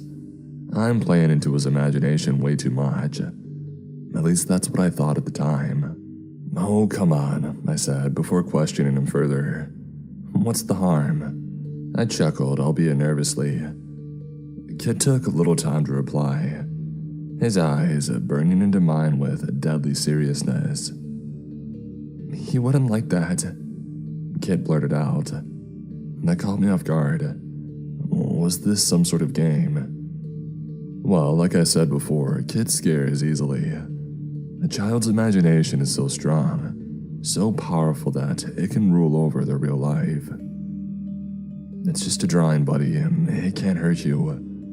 Even if it could, you know I'm here to protect you," I said while jokingly flexing my bicep. I'm not the biggest guy in the world, or even the neighborhood for the matter, but it made me happy knowing Kit felt safe around me. He rolled his eyes a bit and laughed at me. "His name is Grunku." A crash, accompanied by the sound of glass breaking, emanated from the living room, drowning my nephew's voice out. The house went deadly still, alarmingly quiet. My nephew looked up at me and whimpered, his eyes the size of saucers. When I went into the living room to see what had happened, to find that it was just a painting that fell from the wall, I could have never imagined that it was just the beginning of my week from hell. The rest of that night went relatively smoothly. I made dinner for myself and Kit, eager to keep his mind off of the drawing. We watched some TV, some cartoons as he requested until he fell asleep. I curled him from the couch to the bed in his room, tucking him in for the night. I stood up from his bed, a chill running down my spine as though I were being watched. I looked all around his room and noticed the closet door was slightly ajar, which isn't unusual though. I could have sworn that it was shut when I had walked in. I stepped once, then twice, and 3 times with supreme caution, before deciding to use the flashlight on my phone to illuminate my path. A toy squeaked beneath my foot as I shuffled further, causing my heart to drop down into my stomach. Come on, Dustin, you're acting ridiculous, I thought, straightening my back and walking with authority towards the closet door. The light from my phone flooded into the closet, revealing a heap of dirty laundry suffocating the basket. I peered upward at the shelf, and that's when I saw it for the first time. Even though it had deep, empty sockets where its eyes should be, I could feel its gaze burrowing itself into my being. Its dark eyes were even more prominent against the pasty pale skin, which was pulled tight around its skull. I blinked once and it was still there. I blinked twice and knew this specter was very much real. I let out a whimper and then a scream as it smiled at me, the stitches fusing its mouth together, pulling violently, tearing the skin. "Oh, Dusty Wusty, you wanna play?" It was just above a whisper, its voice dry and rough like a desert. Everything went dark and like a blink. I opened my eyes once more in my bed. Thin slivers of light cascaded over the covers of my bed, the morning sunlight begging to be allowed in. I sat up in my bed. The air felt cold against my clammy, sweaty skin. That felt way too real to just be a dream. I looked over at the nightstand, my phone sitting perfectly in the middle of it. Odd. The clock on my phone read 11:30 a.m., which is extremely late for me. My guts felt all twisted and knotted up, trying to digest these sick dreams that I had endured. Hopping up from my bed, I had to check on Kit to convince myself that whatever I had seen last night wasn't real. I ran out of my room and down the hallway. Kit's door at the other end, just where it had been since he had moved in with me. I threw the door open, stopping in my tracks to find that the door led to a closet. A barren closet.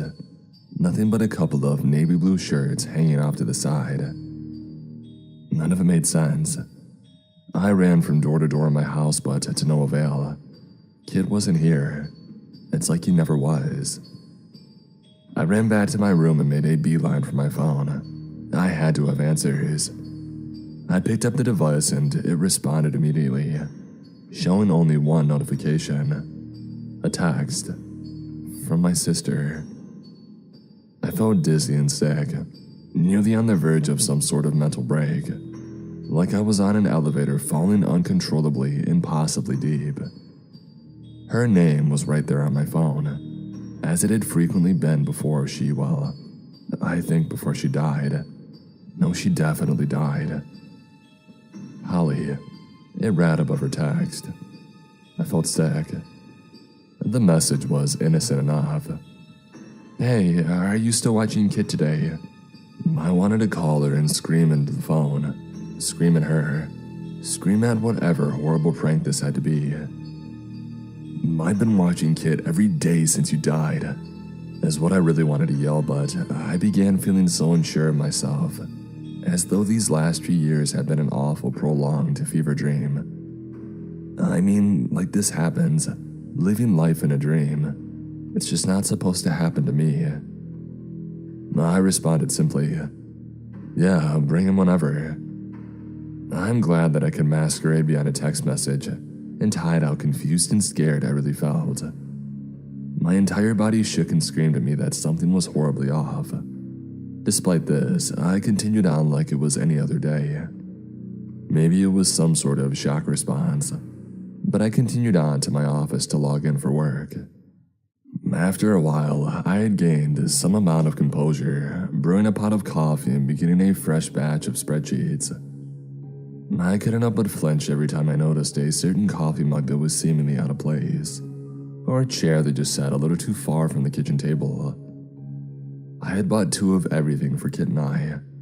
I'm pretty sure I did at least. 2 sets of silverware, 2 sets of bowls, and 2 sets of everything. But they were just all gone. The house felt terribly empty. I decided that I was going to confront my sister whenever she had arrived, whether that lands me in a mental hospital or one of these circles of hell. I just had to figure out what was going on. Too many things were just wrong. Most of them I could brush off, but even the name of the company I worked for was completely different than I remember. I mean, come on. How does Sherman SSC become Jim's Shipping Co.? I mean, that and Kit was gone too. The kid that I've spent every day of my life with for the last 3 years. I peered down at the coffee mug sitting precariously by my keyboard. The mug itself was filled nearly to the brim. The brown liquid dangerously close to spilling over. I brought the mug to my nose and inhaled deeply, the intoxicating aroma providing a momentary relief. I took a sip and spit it out almost immediately. The taste was like nothing else, absolutely vile. I looked back down at the mug, and shouldn't have been as surprised as I was to find my coffee had turned into a black, tar-like substance. What the? No, this is ridiculous, I yelled out to nobody. I stood up from my seat and half walked, half ran to my car. I don't really know where I was planning to go, but I knew that I had to get the heck away from my apartment. I made it to the kitchen, and maybe just a whisper of my finger had touched my keys when the most incredible feeling took a hold of me. It was like the best high one could imagine, as though I were both drunk from the finest alcohol anyone could offer, while also being in the midst of a satisfying mushroom trip. It was the type of high where you felt warm and cozy, like you could hug and cuddle the chair and feel the love radiating back off of it. All the pain, worry, and doubt had fled away, as though they were miles behind me in the rearview. One small part of my brain, the deepest little bit, way in the back of my skull, was still screaming at me, telling me that it was all the facade. Get away, it seemed to be saying. No, I think I'll stay. In my drunken, drug-induced state, I decided my best course of action was to take a bath. You know, always the best choice when you can barely walk or function whatsoever. I'm not entirely sure how I got to my bath or even how I drew any water, but when I got in, it felt as though my being was consumed by warm honey, absolute bliss and pure nirvana. If I had closed my eyes for any longer than a second, I would surely fall asleep. Each time I lazily opened my eyes, the tub seemed to fill more and more with the same tar-like substance from earlier. I couldn't move and I didn't want to move. It felt so good. I slowly shifted my gaze over to the side of the tub. The black plasma snaking its way up over the edge and out of the bathroom from underneath the door. I can't tell you what it was that compelled me to follow the slime's trail, or how it gave me the strength to hoist myself from the tub and pursue it. But whatever it was, it wanted me to find it. My steps were lackadaisical and uncoordinated, sheer curiosity pulling me forward. If it wasn't for the substance which had intoxicated me earlier, which at this point had consumed me even further, I most likely would have dropped dead of a heart attack at the creature standing in my living room. It was Grunkus, exactly as my nephew had drawn it the day prior, except now it stood there, as real as you or I. It pulled me closer. Thousands of whispers and promises of love, of warmth, of acceptance filled my ears. I threw myself into the wax-like body of the beast, sinking a couple of inches into its warm goo. My mind, my body were in complete euphoria. I felt one with it, one with its love, with its mind. I smashed my face into the sludgy body of the Grunkus, licking and slurping up the delicious juices that it excreted. Its long neck craned down towards me, and I could feel its breath escaping through its sewn-up lips, its warm, sweet breath. "Wake up, Dusty Westy," it said, its voice deeper and more full this time around. Just as I had before, when I saw it in the closet for the first time, I awoke in a cold sweat, this time fully aware and bound to a folding chair. My vision was incredibly blurry, as though I were a newborn using them for the first time, though I could make out two figures sitting next to me, and one massive heap lying before me. "Oh, Dusty!" I recognized the voice immediately. It was Holly, my long-dead sister, or so I thought. As time went on and my vision began to clear up more, I could make out Holly and Kit sitting right next to me. Kit looked petrified, his eyes huge and teary. The person who sounded like my sister smiled at me with devilish delight. As I said, it sounded like her, but I knew that it wasn't her after looking more closely. Everything about the woman sitting next to me was off. Her eyes were sloppy and elf-centered. Her nose was much too large and hooked to be Holly. But the most telling thing was the huge black pits where her eyes should have been. "Tonight, Dusty, you and little Kit will be joining us," she cooed at me, giggling in between words as she spoke. "Don't you dare touch him!" I screamed back. "I'll kill you!" I yelled perpetually until my vocal cords were torn up and shot. My anger intensified as the woman screamed to try and stifle her laughter at my attempts to get free. Kit brought his knees to his chest and had his eyes smashed shut, repeating over and over the same phrase, as though he were resigned to his fate. "I want you, Mommy. Please help us, Mommy, please."